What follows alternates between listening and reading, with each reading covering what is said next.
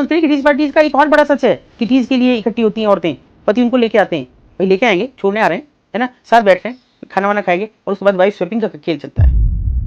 आपको कोई ऐसी महिला मिली जिसको आपने निकालने की कोशिश करी, उसने बोला कि नहीं मैं तो चॉइस से मैं नहीं जा रही? तब अंग्रेजों का भी अगर जमाना था तो अंग्रेज अपनी भी बेटियों को हमारे यहाँ उठना बैठना सिखाने के आते थे। देयर विल बी कम से कम, आप जैसे मान लेते हैं 100 महिलाएं, 500 महिलाएं, उसमें 2-4 ऐसी होंगी जो फ्रॉड होंगी।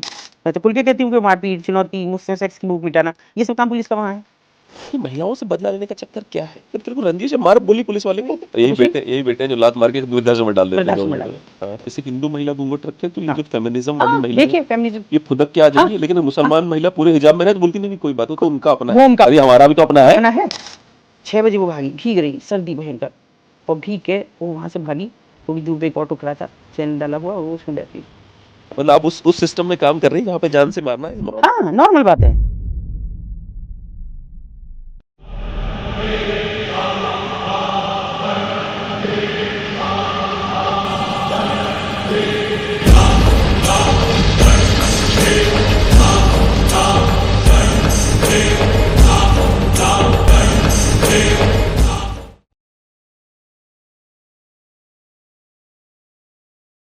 नमस्कार, मेरा नाम सुशील सिंह है, आप इकोलेस देख रहे हैं। इकोलेस में आज हमारे साथ अतुल शर्मा जी हैं। संकल्प फाउंडेशन ये चलाती हैं, जिसमें इन्होंने बहुत सारी जो महिलाएं वैश्यावृत्ति के बिजनेस में ज़बरदस्ती धकेली जाती हैं उनको रेस्क्यू किया है। इन्होंने कई बार इनके ऊपर आत्मघाती हमले हुए हैं, जिसमें एक बार तो ये बता रही थी कई दिन हॉस्पिटलाइज रही हैं, क्योंकि यही वाली बात है ना कि when you start hitting people's purse, जब आप लोगों के बटुए पे हमला करते हो तो वो आपके ऊपर शारीरिक हमला। तो समझने की बात यह है कि इतने सारे मानसिक और शारीरिक हमलों को झेलने के बाद भी अतुल जी इस काम को पूरी हृदय से, पूरी दृढ़ता से कर रही हैं। बहुत सारे लोग ऐसे हैं जो केवल एक्टिंग करते हैं नाम की कि भाई हम तो बहुत बड़े समाज सेवक हैं, चाहे वो IPS हों, IAS हों, एक एग्ज़ाम पास करने वाले लोग हों, चाहे वो विधायक हों और मंत्री हों, MPs हों। लड़ाई इनको अकेले लड़नी पड़ती है। इसीलिए मुझे इनसे बात करके बहुत ही गर्व महसूस हुआ। मैंने इनसे कुछ कठिन सवाल भी पूछे, क्योंकि हमेशा से आप कठिन सवाल हमेशा पूछने चाहिए। आइए मिलते हैं आदरणीय अतुल शर्मा जी से। सपोज करिए कि कोई पुलिस की डिटेंशन में है, तो वो कहेगा जो वो कहलवाएंगे। ये अलग बात है कि कोर्ट में जाके मुकर जाए, वहाँ जाके उनको लगे कि मेरी शायद सुनवाई हो जाए। वही उनका सेम हाल है कि वो उस हालत में है कि शायद इमेजिन नहीं की जा सकती। मतलब मैं इतना 31 साल मुझे हो गए हैं, और इन 31 सालों में शायद मैं इतना कमज़ोर हो गई हूँ अंदर से कि डरती हूँ। ये डर लगता है कि मेरे पता नहीं ऊपर वाले का वो रहा है, मेरा बच्चा अगर छोटा, जो नातिन है, मेरी नाती है, अगर वो आए हुए हैं या पोता आया हुआ है, तो वो बाहर से सामने वाले घर में भी जा रहे हैं, क्योंकि अभी बेसिकली हम लोग तो देहाती हैं, तो सामने वाले घर में भी जा रहा है, तो मैं झांकने जाऊँगी, ये भले ही मेरी बेटी मुझे क्या मम्मा कब तक ये सब चलता रहेगा। तो मैं इतना डर गई हूँ। आप सोच सकते हैं कि जो वहाँ नहीं है वो इतना डर जाता है, तो जो वहाँ रह रहा है उसका क्या हाल है। पर बच्चों के मामले में I agree with you and I don't agree with your बहू जी, बिकॉज बच्चों के मामले में आप पलक मत झपकाइए। अगर आपने पलक झपकाई और नहीं है फिर आपके तो गड़बड़ हो जाएगी। You can't flinch with the kids even once. आपके दिमाग में हमेशा चलना चाहिए कि मेरे बच्चे हैं, मुझे ध्यान रखना। बिल्कुल 100 बार मैं कहूँगी बच्चों को, भाई देखो तुम मेरे पास 2 महीने के लिए आए, लेकिन 2 महीने मुझे बच्चे पूरी तरह सेफ चाहिए। मुझे, मैं अब चली हूँ तो मैं कह के चली हूँ, बच्चा बाहर नहीं जाना चाहिए।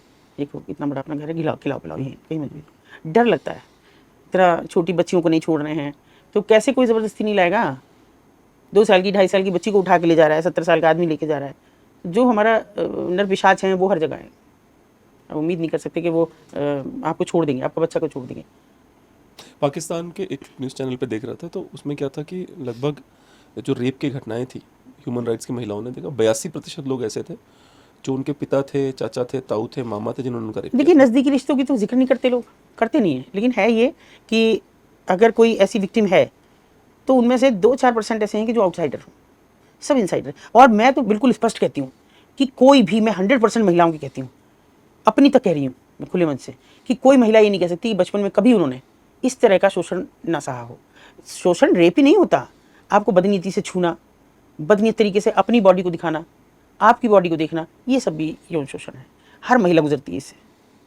मेरा तो रूल बहुत पक्का है, अगर मेरी 2 बेटियां मेरी, किसी बेटी ने आके मुझे बता दिया कि इस व्यक्ति ने ऐसे किया, मैं उसे जान से मार दूंगा। बिल्कुल बात ही खत्म करूंगा, एग्जाम्पल सेट करूंगा पूरे देश के लिए। पहले होगा, पहले तो बच्चा उस ट्रॉमा में जाएगा कि आज मुझे क्या हुआ, आज मुझे कैसा लगा।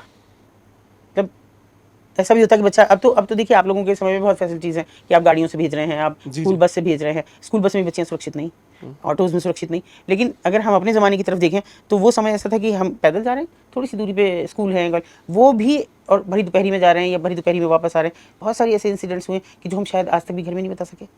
एक हमारे ऑफिस में लड़की काम करती थी, उसने बहुत क्लोज थी मेरे, वो प्लूटोनिकली। तो उसने मुझे बताया था कि बचपन में कभी उसको गाड़ी में उठा लिया गया था, ठीक है, और फिर वो जिद करके, मतलब जब उन लोग थोड़ा सा इधर उधर हुए तो भाग के अपने घर पहुंच गई थी। हाँ। उसने किसी को नहीं बताई है। हाँ हाँ, नहीं, मैं मतलब मैंने कहा ना कि 100% कोई महिला अगर ये कहती कि नहीं मैंने ऐसा नहीं किया, मेरे साथ नहीं हुआ ऐसा कुछ, तो मैं नहीं मानती, फिर मैं मानती हूँ झूठ बोल रही है।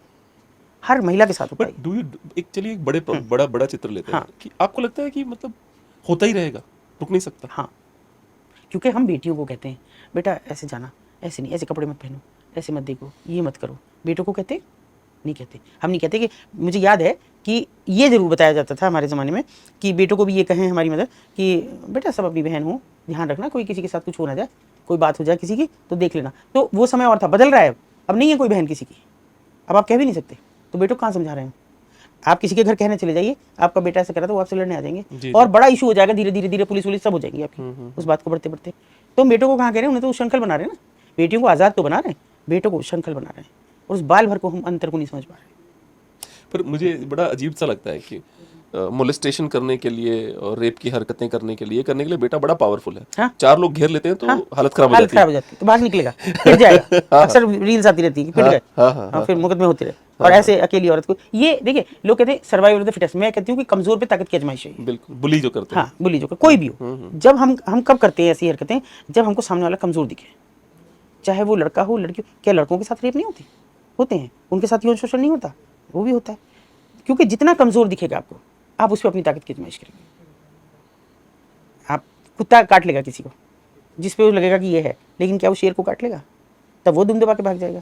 अच्छा, बड़ा आश्चर्य होता है, कुत्ते वाला एक अच्छा एग्जांपल हमने दिया।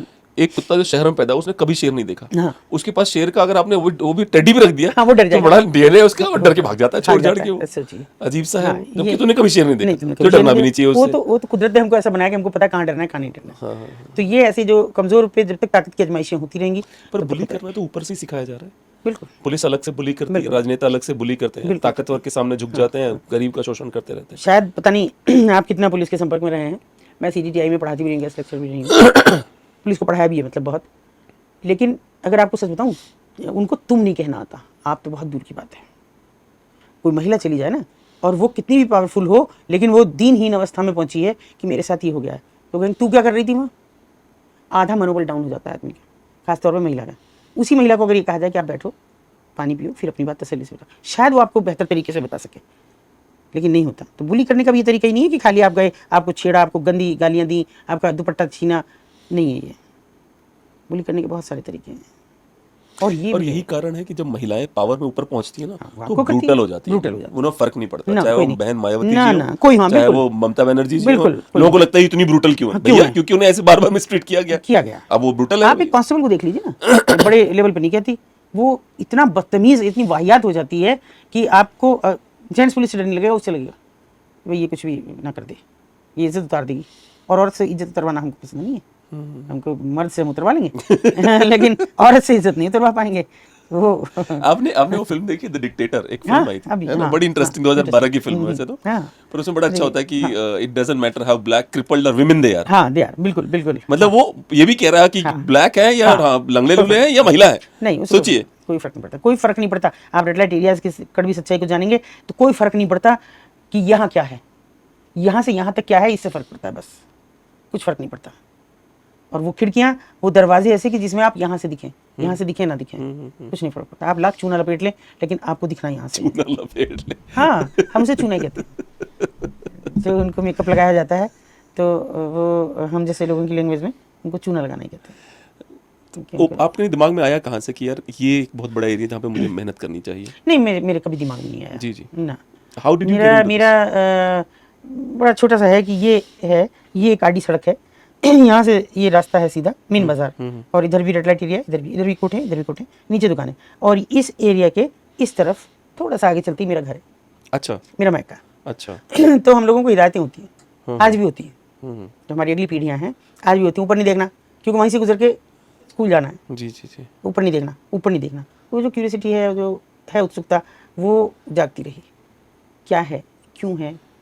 और कभी कभी ऐसा भी हुआ कि कोई हमारे साथ भी पढ़ते हुए मिल गई हमको, और जब हमारी अम्मा कहती कि वो ख़राब औरतें बेटा वहाँ नहीं देखते, वो नाचती गाती, वो हमको क्या बताती, तो कहती थी कि वो नाचती गाती हैं। शाम को हम पूछते कि आवाज़ आती है वहाँ से, हारमोनियम तबला, वो समय था, आज नहीं आती है। तो वो कहती है बेटा वो नाचती गाती हैं इसीलिए तो अच्छी औरतें नहीं हैं।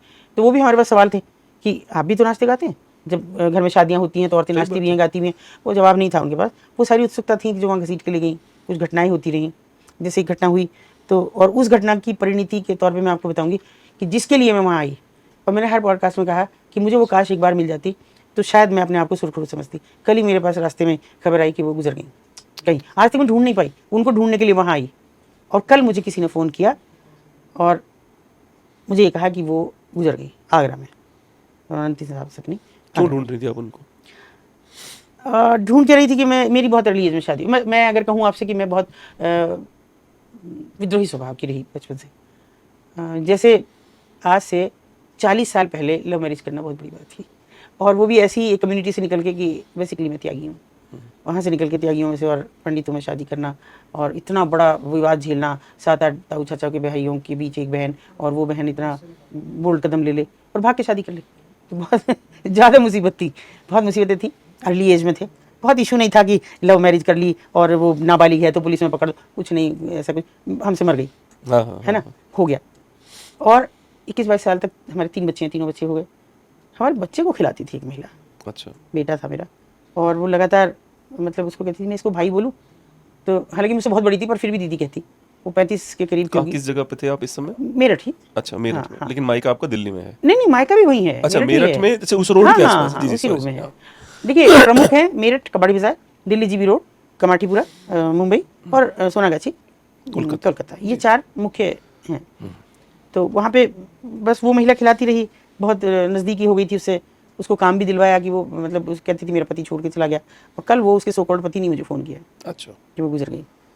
और फिर वो एक दिन उसने फिर सब अपनी बताई आप बीती कि मैं 5 साल की थी, मुझे उठा लिया रंजिश में, मेरे पिता पुलिस कर्मी थे तो उनकी रंजिश हो गई और मुझे उठा लिया और फिर बेच दिया। बरसों बाद कोई सज्जन आए कि जिनको वो तो पहचान गई, लेकिन वो इतनी छोटी थी कि वो नहीं पहचान पाए, तो उसने चाचा जी कह के उनको कहा कि मैं उनकी बेटी हूँ, मुझे निकाल दो। तो वो अलग बात है, अभी मैंने कहा कि कमज़ोर पे ताकत की आजमाइश है, चाचा जी ने देह धर्म तो पूरा किया है, वो अलग बात है कि तुम उनकी बेटी हो, निकाल देंगे किसी दिन। लेकिन वो हर रोज़ आते रहे, हर रोज़ उनके साथ बैठते रहे, और अंत में उन्होंने एक दिन कहा कि अब तुम सब अपना पैसा वैसा सब इकट्ठा कर लो, और मैंने यहाँ से ट्रांसफ़र ले लिया, गवर्नमेंट जॉब में थी वो, मैंने ट्रांसफ़र ले लिया और चलते बाबली उनके साथ चल दी। और यहाँ के उन्होंने सब उनका जो औरों का भी पैसा समेट लाई थी, जेवर समेट लाई थी, वो सब ले ला के वो अपनी वापसी करा ली उन्होंने। वो तो बाल बच्चेदार थे, बड़े बड़े बच्चे थे, और इसको अकेले छोड़ गए। फिर कोई और सज्जन थे जिन्होंने कल मुझे फ़ोन किया, उन्होंने उसको बतौर पत्नी रख लिया, रखा उन्होंने भी नहीं, वो भी भाग गए, उन्होंने भी कहीं और जाके 2-2 शादियाँ और कर ली। तो अब बुढ़ापे में उनको याद आई कि वो मुझे दीदी बुलाते हैं कि दीदी ने ये पॉडकास्ट में कहा है, मैं उन्हें बता दूं कि वो तो मर गई, हालांकि हमने कभी नाम नहीं लिया उसका, पर आदमी को तो पता लग जाती है अपने कर्मों का, वो मर गई है। तो बस वो उसको, क्योंकि मैं रख नहीं पाई, उसने मुझे बहुत कहा दीदी मुझे रख लो, मैं बर्तन मांज लूँगी। मेरी जॉइंट फैमिली थी, मेरी सास ससुर नंद देवर, अनमैरिड, मैं सबसे बड़ी थी, और मेरे पे जिम्मेदारियाँ बहुत थी, क्योंकि दूसरी जाति से आना अपने आप में बहुत बड़ा जिम्मेदारी का कारण। आज के जैसा तो था नहीं कि भैया आज लड़कियाँ नहीं नहीं हम तो अम्मा लग रहेंगे, हमारी तो लव मैरिज हो रही है, नहीं हमको तो बहुत ज़्यादा झेलना था। तो सबकी शादियाँ वादियाँ हो गई उसके बाद देवानंदों की, तो थोड़ा सा लगा कि अब हम उसको ढूंढें। हमने उनसे पूछा कि भी हम एक बार ढूंढ लें। अच्छा, इतना सा हमारा दिल और दिमाग था कि बस यही तो है बाजार जिसमें ये ऐसी औरतें रहती हैं। मुझे नहीं मालूम दिल्ली में भी कुछ होता है या मुंबई, और हमारी सोच केवल मेरठ तक थी, इतनी सी 9 दरवाज़ों के बीच हमारी सोच थी। तो उसको ढूंढने के लिए गए हम 94 में। अच्छा, और कोई एज नहीं थी, अब हम 61 के हो जाएंगे, तो आप इमेजिन कर सकते हैं। छोटे छोटे बच्चे थे, हर दरवाजे पे धक्के लगे, हर दरवाजे पे। पर आपके पति की भी तारीफ करूंगा, उन्होंने हाँ, बोला कि भाई पति नहीं, मेरे पूरी फैमिली का। जी जी जी, मतलब मेरे तो मायके वाले तो बहुत ही नाराज थे उससे, ऊपर से मैंने ऐसा काम शुरू कर दिया, और भी ज़्यादा नाराज थे। लेकिन वो नाराज़गी भी उसी के कारण खत्म हुई। नहीं नहीं, अभी तो दुनिया के लिए इतना कर रही है, हम इतनी सी बात नहीं भूल सके। तो फिर वो सब नाराज़गी खत्म हुई, और उन्होंने तो मेरा हमेशा साथ दिया। आवाज़ नहीं है दुनिया में, लेकिन उनके बिना तो मैं कुछ भी नहीं थी। ढूंढने आप निकली, फिर क्या हुआ? फिर हर दरवाजे, क्योंकि सोच ही इतनी थी कि यही तो बाजार है, यही मिलेगी, क्योंकि मुझसे कह के चली थी तुमने नहीं रखा, अब मेरा जहाँ है ठिकाना वहीं जाऊँगी। वो नहीं मिली हमें, लेकिन उस जैसी बहुत मिली। 96 में मैंने पहले रेस्क्यू किया, और अब आप समझ सकते हैं कि मुझ पे उस रेस्क्यू के बाद मुझे पहली बार एक थोड़ा सा सुकून का हल्का सा एहसास हुआ कि शायद मैंने जो गलती की, आज उस वो कहीं सुन रही होगी, अखबार पढ़ रही होगी, तो उसको ये आएगा कि एक दिन वो मुझे भी बचाएगी। और लेकिन वो बेचैनी अगले दिन से फिर उतनी होती थी नहीं, क्योंकि उसका तो कोई फ़ोन भी नहीं आया, वो तो कहीं से दिखी भी नहीं मुझे। कोई एक कोठा ऐसा नहीं था जो मैंने नहीं तलाशा। और ये कह के मुझे कौन तलाशने दे रहा है, मेरे तो वहाँ कत्ल कर देंगे जरा सी देर में। लेकिन इतना इसलिए कि मैं कहती मुझे बस बच्चे पढ़ाने हैं तुम्हारे, और मैंने बच्चे जो पढ़ाने शुरू किए तो दो तरफा मेरा एकदम दिमाग बढ़ता चला गया। एक तरफ मुझे वो लड़कियां दिखनी, दूसरी तरफ वो बच्चे दिख रहे थे जो मातृसत्तात्मक परिवार थे, और जिनकी नानी वहीं थी, माँ वहीं थी, और अब बेटी और बेटा भी वहीं है। वो दलाल हो गए, ये सेक्स वर्कर होगी। वो मेरे अच्छा, ये लिटरली चलता है ये? लिटरली चल रहा था। अच्छा। बराबर। कोई भी महिला नहीं चाहती कि बच्चे अलग हो जाएं, या अलाउड नहीं है उनको अलग करना? नहीं, वो जब तक उनका था, मेरे दौर में ही बहुत कुछ बदलाव आए। अच्छा। वो राजस्थानी नेट के अंदर बेड़िए होते थे, तो उनका मातृसत्तात्मक परिवार वहीं का वहीं काम है। मर्द तो शराब पी रहे हैं और दारू वो कर रहे हैं, ताश खेल रहे हैं, गाँव में पड़े हैं, बस इतना उनका काम था। अजमेर, अलवर, ग्वालियर, जयपुर, यहाँ ये महिलाएं होती हैं। लेकिन मुझे आज अपने ऊपर थोड़ा अफसोस होता है कि कहने में बुरा लग रहा है, मैं अगर उनके बच्चों को एक राह ना देती, पढ़ने की एक लगन ना लगाती, तो शायद बाहर की लड़कियां ना आती। नतीजा ये हुआ कि उनकी अपनी बेटियों ने धंधे छोड़ दिए। अच्छा। अपनी बेटियां अच्छे से पढ़ रही, हर किसी का एडमिशन कराया मैंने, हज़ारों बच्चे मेरे गार्जियनशिप में निकले होंगे। माँ का तब तक नाम नहीं लिखा जाता था, उसके बाद माँ का हाई कोर्ट से हो गया, तो माँ का नाम मैं उनका देने लगी। उससे पहले मेरा ही गार्जियन में आता रहा।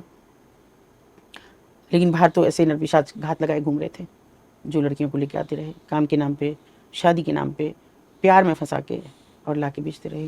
लड़कियां इतनी वल्नरेबल क्यों होती हैं? पुरुष कम होता है, लड़कियां इतनी ज्यादा, मतलब दिमाग क्यों खराब है? Sorry to say that. नहीं, सॉरी की बात ही नहीं है। एक तो कुदरत ने ऐसा उनको बनाया। हम कहते हैं औरतें बहुत मजबूत हैं, कहाँ मजबूत हैं हम?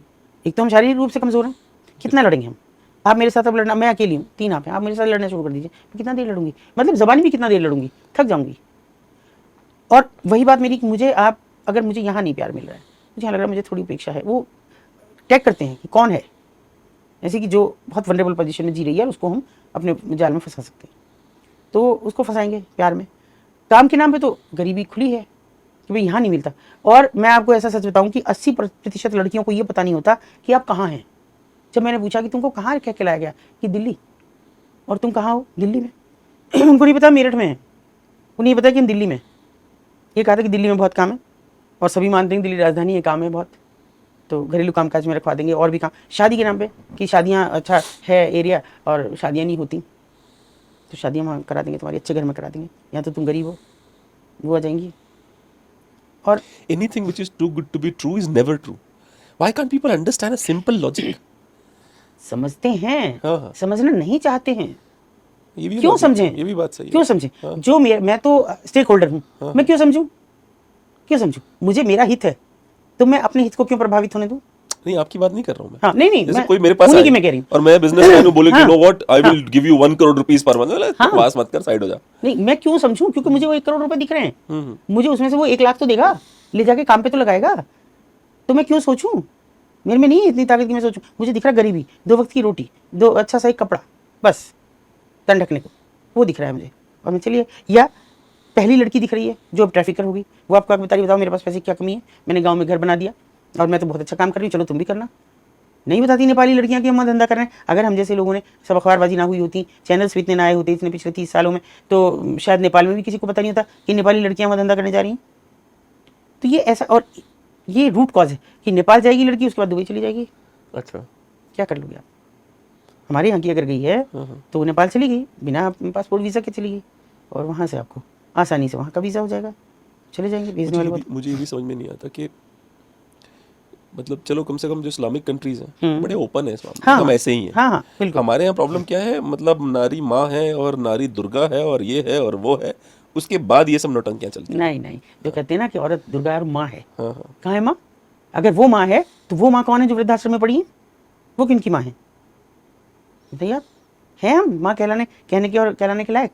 ये कौन नपुंसक लोग हैं जो अपने परिवार को इस तरह छोड़ आते हैं यार? अभी बहुत लोग हैं, गिनती नहीं है उनकी। मैं आपको अपने जीवन का, मैंने केवल प्रोस्टिट्यूशन के लिए काम नहीं किया, फिर तो मुझे हर वो जहाँ दर्द हुआ, जहाँ दुख हुआ, मैं चाह के भी नहीं रोक पाई खुद को। मेरे बिल्कुल पड़ोस में एक पॉश एरिया है, और एक महिला की खबर आती है, पुलिस वाले कहते हैं कि ज़रा आप आ जाओ, एक एनजीओ भी हमको चाहिए। मैं वहाँ जाती हूँ तो आप इमेजिन करेंगे कि यूँ सोफ़ा पड़ा है, सोफ़े के साइड में एक छोटी सी टेबल है, उस पर एक टेलीफोन है और वो हाथ में कंकाल के में है। वो जो मरी पड़ी है सोफ़े पे वो एक कंकाल है और वो एक माँ है जिसके कपड़े भी नहीं थे, अब वो बिल्कुल बेकार हुए थे, उसके हाथ में कंगन पड़े हुए थे, वो कंगन झूल रहे थे और वो ऐसे, और एक चेन थी उसके गले में, वो झूल रही थी उस कंकाल पे, और 3 और महीने जीवित थी वो? मर गई मर थी। गई? अरे बाप रे! फ़ोन किया बेटे को तो बेटे ने शायद उठाया नहीं, वो बार-बार कर रही होगी और फिर ऐसे ही वो मर गई हाथ में लिए। तो 3 महीने तक बेटे ने खैर खबर ही नहीं ली। इस बीच कभी मिलाया होगा, और मिलाया होगा तो वो बिज़ी जाता रहा। तो पड़ोसियों को फ़ोन किया कि मेरी मम्मी का बिज़ी जा रहा है, बात नहीं हो रही है। तो उन्होंने कहा हमने तो देखा ही नहीं, मैंने सोचा तुम्हारे साथ अमेरिका चली गई। तब वो पुलिस को बुला के और हमारी मौजूदगी में एनजीओ के करके और वो ताला तोड़ा गया। तो इस हालत में मरी पड़ी थी। तब भी उन सज्जन ने ये कहा कि भाई अब मैं क्या आऊँगा, तब तक आप लोग कर दो इसको अंतिम अरे बाप संस्कार, रे बाप! है ना। तो हमने सबने एनजीओ ने मिलकर किया। एक वहाँ हमारे यहाँ जो इस तरह के लोगों का संस्कार करते हैं, हमने जानबूझ के उनको बुलाया। हमने कहा ये लावारिसों को फूंकते हैं, तो ये लावारिस है माँ, कोई माँ नहीं है, कोई बेटी नहीं इसकी, कोई बेटा नहीं। तो वो जो घर लेने आएगा वो बेचने के बेच लिए? गया, बेच 2.5 भी करोड़ गया? रुपए का बेच के गया इसको। अच्छा, बेच भी गया घर। आगे एक बेच गया। एक मैं इसी तरह से, एक महिला है जो लावारिस लाशों को जलाती है, तो वो एक सेम कहानी बता रही थी। उसने बड़ा एसएचओ बड़ा सही था, उसने उसके बेटे को और बेटी को दोनों को फ़ोन किया कि आप लोग आ जाइए, आपके पिताजी की 4 दिन पहले मृत्यु हो गई है। नहीं आए वो। तो उन्होंने ना बेटे को उसने फ़ोन किया, उसने बोला बेटा अब तू घर लेने आना, तेरे को दिलाऊंगा मैं घर, नौकरी छोड़ दूंगा तेरे को घर मिल गया। तो ये जिस हालत में बुढ़ा मरा पड़ा था, आप सोच के देखिए, मतलब ये इतने नीट। अच्छा, एक उसका ऑपोजिट एंगल भी है मैम, अगर आप देखो, यही माँ बाप हैं जो बड़े प्राउडली बताते हैं my son is in America, हाँ, अमेरिका में रहता है मेरा पिता। हाँ जी, बिल्कुल, इतने लूजर हैं ये बिल्कुल, लोग, लूजर हैं, इतने गंवार हैं ये लोग, बिल्कुल। इनको इस बात का गर्व है कि मेरा बेटा बेटी अमेरिका में सेटल हो अमेरिका गया। में रहते हैं। इतने बेशरम है ये। देखिए मैं बहुत बड़ी बात नहीं कहती, लेकिन हालांकि मेरे बेटे की अपने की 2 कंपनियां हैं, एक हैदराबाद में, एक बेंगलोर में है, रिसर्च कंपनियां उसकी। लेकिन मैंने इतना जड़ों से जोड़ा हुआ है, अभी वो पिछले 8 दिन से घर आया हुआ है। मिट्टी में रहेगा पूरा दिन, क्योंकि खेती कियारी वाले लोग हैं हम। और आज सुबह मैं जब चलने को थी तो हम गार्डन में बैठे हुए, मेरे से कह रहा है, मैं कह रही थी, मैंने कहा अभी तो मैं शुरू करूँगी कुछ इन महिला, हमारे स्वयं सहायता समूह भी चलते हैं महिलाओं को रोजगार देने के लिए, मैंने उसमें शुरू किए लॉकडाउन के टाइम पे, जिनको नहीं था काम, मेरे गाँव की महिलाएं हैं। तो हमने कहा अभी कुछ कर रहे हैं ऐसा कि जो महिलाओं को एक पिंक रिक्शा बना के देंगे, कुछ एक तंदूरी चाय का काम कराएंगे, खाने का हम ऑलरेडी करा रहे हैं चूल्हे पे। अरे नहीं मम्मी वो किसी को मत देना। मैं क्यों? अरे मैं 3-4 साल में सब बढ़िया सब सेटल हो जाएगा, उसके बाद मैं ठेला लगाऊंगा चाय का और यहीं बस मस्त बनाऊंगा चाय। मैंने कहा तो ठेले पे क्यों? तो देखो एक तरफ कहती हूँ जड़ों से जुड़े रहो, फिर ठेले से तुम्हें क्या एतराज़ है, उस पर लगाऊंगा मैं। ये वो लगा नहीं रहा है, मैं लगवा नहीं रही हूँ, कोई बात नहीं कह रही हूँ, लेकिन जड़ों से जोड़ने के लिए माँ बाप का काम है। आपने बिल्कुल राइट कहा कि माँ बाप भी तो बड़े खुश होकर कहते हैं, मैं कभी नहीं कहती, मैंने कहा चला जा अमेरिका, जिंदगी में इधर को झांकने नहीं दूंगी, सब बेच जाऊंगी अपने मरने से पहले, कुछ भी तुझे। तो हालांकि वो कहता है कि मुझे नहीं चाहिए, लेकिन हमारा क्या फ़र्ज़ है, हम भी तो संपत्ति हैं तुम्हारी, तुम कल तक हमारी संपत्ति थी, आज हम तुम्हारी। हम वो नहीं समझा रहे हैं। मेरे पिताजी की पिछले साल मृत्यु हुई है, 83 साल की उम्र में। आज तक बोलते हुए मैं इमोशनल हूँ, आज तक मतलब ऐसा लगता है वहाँ बैठे होंगे, यहाँ घूमते थे, ऐसे बातें करते थे, ये करते थे, वो करते थे। लोग बड़े बेशरम है यार, बेशरम है लोग। कैसे कहते हैं, मेरे साथ एक लड़की आई हुई है, थोड़ा छोटी छोटी फिल्में बनाती है। अभी कल परसों मुझे बैठे हुए ये कह रही थी कि आंटी, मैंने कहा कैसे अजीब सी हो गई, बोले आंटी मुझे अचानक ये याद आया, जब आप नहीं होंगी तो इस जगह हम कैसे आके बैठेंगे। उनके बेटा भाई है तुम्हारा, भाभी है, ये तो आते रहते हैं, तुम लोग आते रहना, चाबी होती है। तो मतलब वो भी इमोशनल हुई, मैं जोड़ के रखती हूँ। माँ बाप जोड़ नहीं रहे हैं आज के टाइम में। हर काम को शेयर करिए, हर बात बताइए और अपने हाथ मत काटिए। मैं सब माँ बाप से कहती हूँ, अपने हाथ काटते ना जो कि संपत्ति सब दे दी जीते जी, बच्चों के नाम कर दी, मत करिए। लिख दो कि मेरा बच्चा मेरा करे तो रहे, नहीं तो ये किसी ट्रस्ट को दान कर देना। किसी के तो काम आए जरूरतमंद के, इनको क्यों सौंप दें भाई। जिनके बच्चे अमेरिका जापान यहाँ रह रहे हैं, उनके पास संपत्ति की तो कोई कमी नहीं। पर जैसे मान लेते हैं वहां से जो लोग फोन करते हैं कि तुम लोग अंतिम संस्कार कर दो, मुझे ये समझ में नहीं आता कि ये जो लोग फोन करते हैं, इनको नहीं पता इनका इससे बुरा हाल होना। तुम्हारा तो कोई अंतिम संस्कार भी नहीं, बिजली में डाल के फूंक दिए जाओगे, बेटा बेटी भी नहीं आएंगे तुम्हारे पास, कोई तुम्हारे रिचुअल्स भी नहीं करेगा, कोई तुम्हारे मंत्र भी नहीं पढ़ेगा, क्या करोगे। अधिकतर हिंदू ही जड़ों से ज्यादा दूर है, बहुत दूर है। एक वृद्धाश्रम मुस्लिम नहीं है, मुझे कहने में कोई संकोच नहीं, पूरे हिंदुस्तान में ढूंढ ढूंढ के थक गई हूँ, कहीं है वृद्धों का, मुस्लिम वृद्धों का कहीं नहीं। किसी वृद्धाश्रम में मुझे कोई वृद्ध नहीं मिला मुस्लिम, ना हिंदू, वो ना महिला, ना पुरुष, और हिंदुओं से भरे पड़े। मेरा छोटा सा शहर 17 वृद्धाश्रम है। अरे बाप, देखिए आप मेरठ में और फुल है। बताइए क्या हालत होती है वैसे वृद्धाश्रमों की, क्या स्थिति है इंटरनली, मतलब क्या ये वृद्धाश्रम डोनेशन पे चल रहा है, सरकारी डोनेशन पे चल रहा है? सरकारी डोनेशन, सरकार तो 500 रुपए का देती है। अगर किसी ने बहुत जोर लगा के अपना एक प्रोजेक्ट करा भी लिया, सरकार 500 रुपए देती है। 500 रुपए में आप कर लेंगे महीने में एक आदमी का पालन पोषण। तो हमारा शहर की एक ही अच्छी बात है, वहाँ दानदाता बहुत है। जैसे मैं ही बच्चे पढ़ा रही हूँ तो मुझे दान देने में कोई कमी नहीं है। मैं कहती हूँ भैया भेज दो, मुझे फीस के लिए चाहिए पैसे, नहीं तो नहीं। तो ऐसे हैं लोग जो खाना राशन सब चीज़ पहुँचाते हैं। हाँ, मतलब एक ने माँ बाप को छोड़ा है और दूसरे पहुंचा भी रहे हैं। देखिए एक महिला है जिसका एक बेटा है खुद का, उसके पति ठीक ठाक नौकरी करते थे, उसने छोड़ के शुरू किया और वो खुद गवर्नमेंट जॉब में थी। वो एक वृद्धाश्रम में वहाँ की इंचार्ज थी। उसे लगा कि सरकारी वृद्धाश्रमों की बहुत बुरी हालत है, उसने यहाँ के भी वृद्धाश्रम ही खोला और आज 30 अम्मा बाबा उसके पास हैं। उसका एक बेटा है और उसके पति उसी के बाहर चाय की दुकान लगाते हैं अपना घर चलाने के लिए, अपना पत्नी और बेटे का वो करने के लिए, और बाकी 18 अम्मा बाबा से आप फ्री हैं, कभी भी जाके बात करें उस महिला के यहाँ, तो वो इतने सब खुश हैं, रोते हैं अपने परिवार को याद करके। बहुत से ऐसे हैं जिनको डायपर लगा के रखना पड़ रहा है, वो टॉयलेट भी नहीं जा सकते, उठ नहीं सकते, और बड़े बड़े लोग एडीजी जैसे जो रह चुके हैं, वो जैसे लोग हैं जिनका घर वृद्धाश्रम से 4 कदम दूर पे है, वो लोग, ऐसे लोग की जो पीडब्ल्यूडी इंजीनियर हैं, उनकी माँ वहाँ पड़ी हुई। तो इन लोगों ने अपनी प्रॉपर्टीज पहले बच्चों के नाम कर दी। प्रॉपर्टीज तो दे ही दी, साथ में बीवियों को नहीं रखना। देखिए पता नहीं, मुझे नहीं पता कि आपको कैसा लगेगा, लेकिन आज जब हम बेटी के लिए बेटा लड़का ढूंढने जाते हैं तो पहले देखते हैं और ये 2 भाई हैं, नहीं भाई वहाँ तो बड़ा वो है, संपत्ति भी बटेगी, दूसरा भाई कैसा है, उसकी बीवी कहाँ से आएगी, वो कैसे, नहीं अकेला लड़का होना चाहिए। बहनें हैं और बुरा है, नंदे हैं, इनका तो देते देते मेरी लड़की बुढ़ा जाएगी, तो फिर कौन करेगा? आप भी तो ये कर रहे हैं। तो वो बच्चे, वो मैं नहीं समझ पाती, मुझे तो ये नहीं समझ में आता कि कोई अपने माँ बाप को कैसे छोड़ सकता है। मेरे अगर कांटा लग जाए तो मेरे बेटे को पता लग जाए, वहां से दौड़ के आएगा इतना।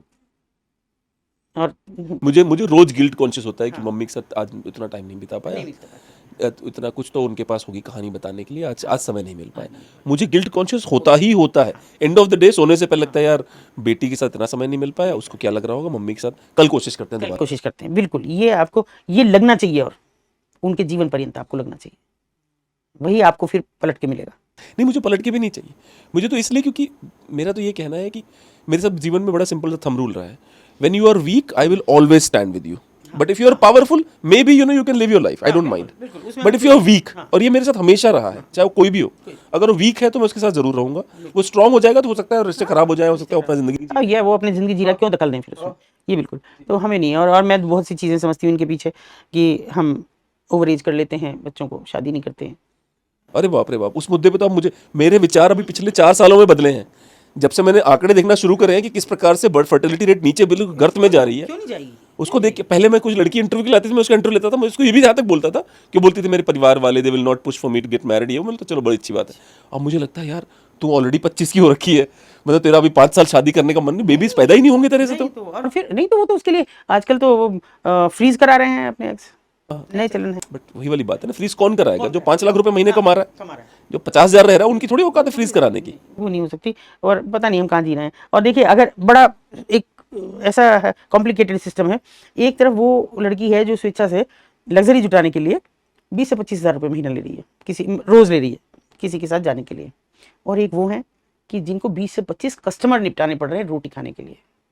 सोच के देखिए आप, जिनको 250 रुपये, और आप एस्कॉर्ट और प्रोस्टिट्यूट की बात कर रही हैं। जी जी, हम कहते हैं उनको वो खराब होते हैं, पर वो नहीं है खराब होते हैं।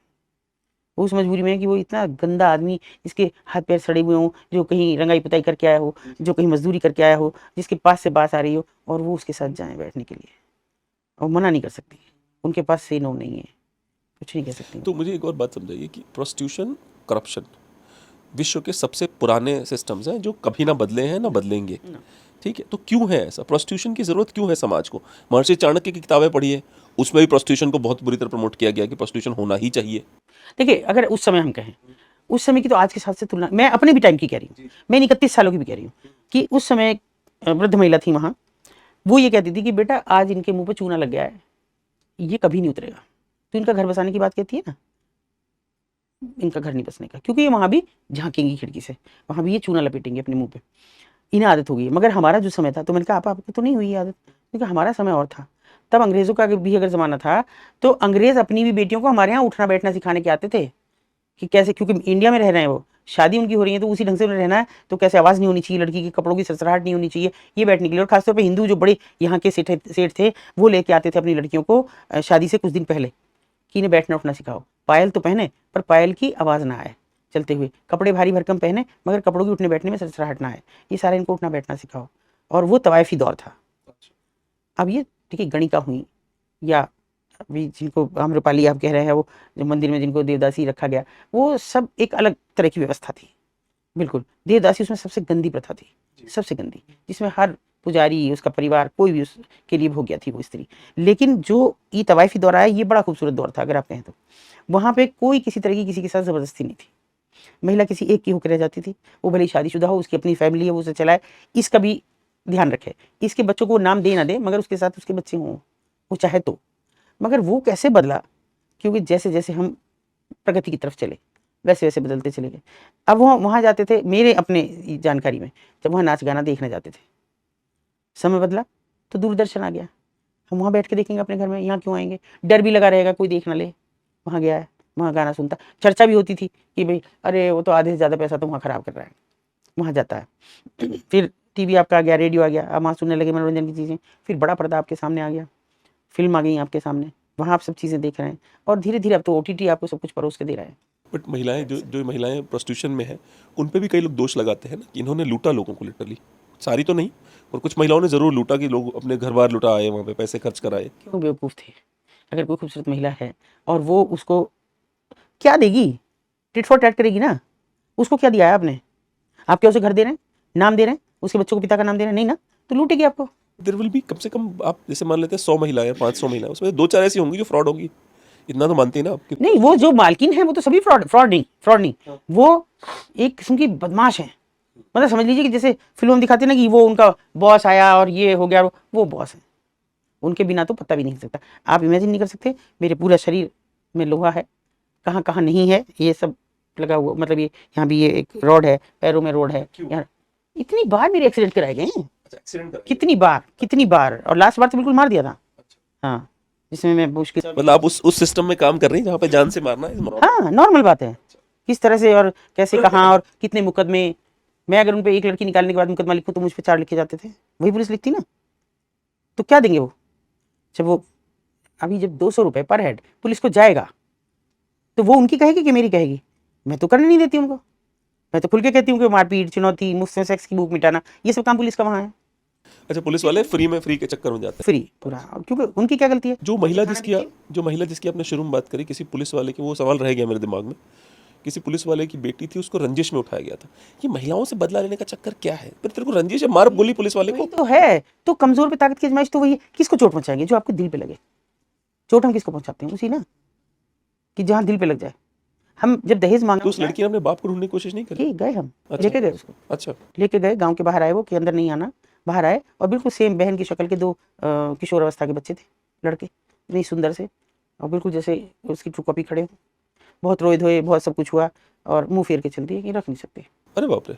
हमने बहुत कहा कि यहाँ किसको पता कि ये क्या थी। हाँ हाँ। आप कहना हमारे पास रह रही थी, नहीं बता रही थी घर, और उस समय वो मजदूरी कर रही थी, समझ लीजिए एक मतलब। और ये लोग अमीर थे उसकी नहीं, वो तो सब तुलना ठीक थे, में। लेकिन ये तो वो तो जब छोड़ के चला गया था दूसरा सो कॉल्ड पति भी, तो मजदूरी कर रही थी, घरों में झाड़ू पोछे कर रही थी, सब काम कर रही थी वो बेचारी। हमने उसको लड़क लगाई कि हम तेरे घर वाले बुलाएंगे, हमारी गलती है वो। और वो दिन ऐसा था कि जब उन्होंने मुंह फेर लिया तो मैंने भी फेर लिया, और वो गिल्ट मैं कभी मेरे मन से निकला ही नहीं, कभी भी। ये माइक थोड़ा आगे कर दे।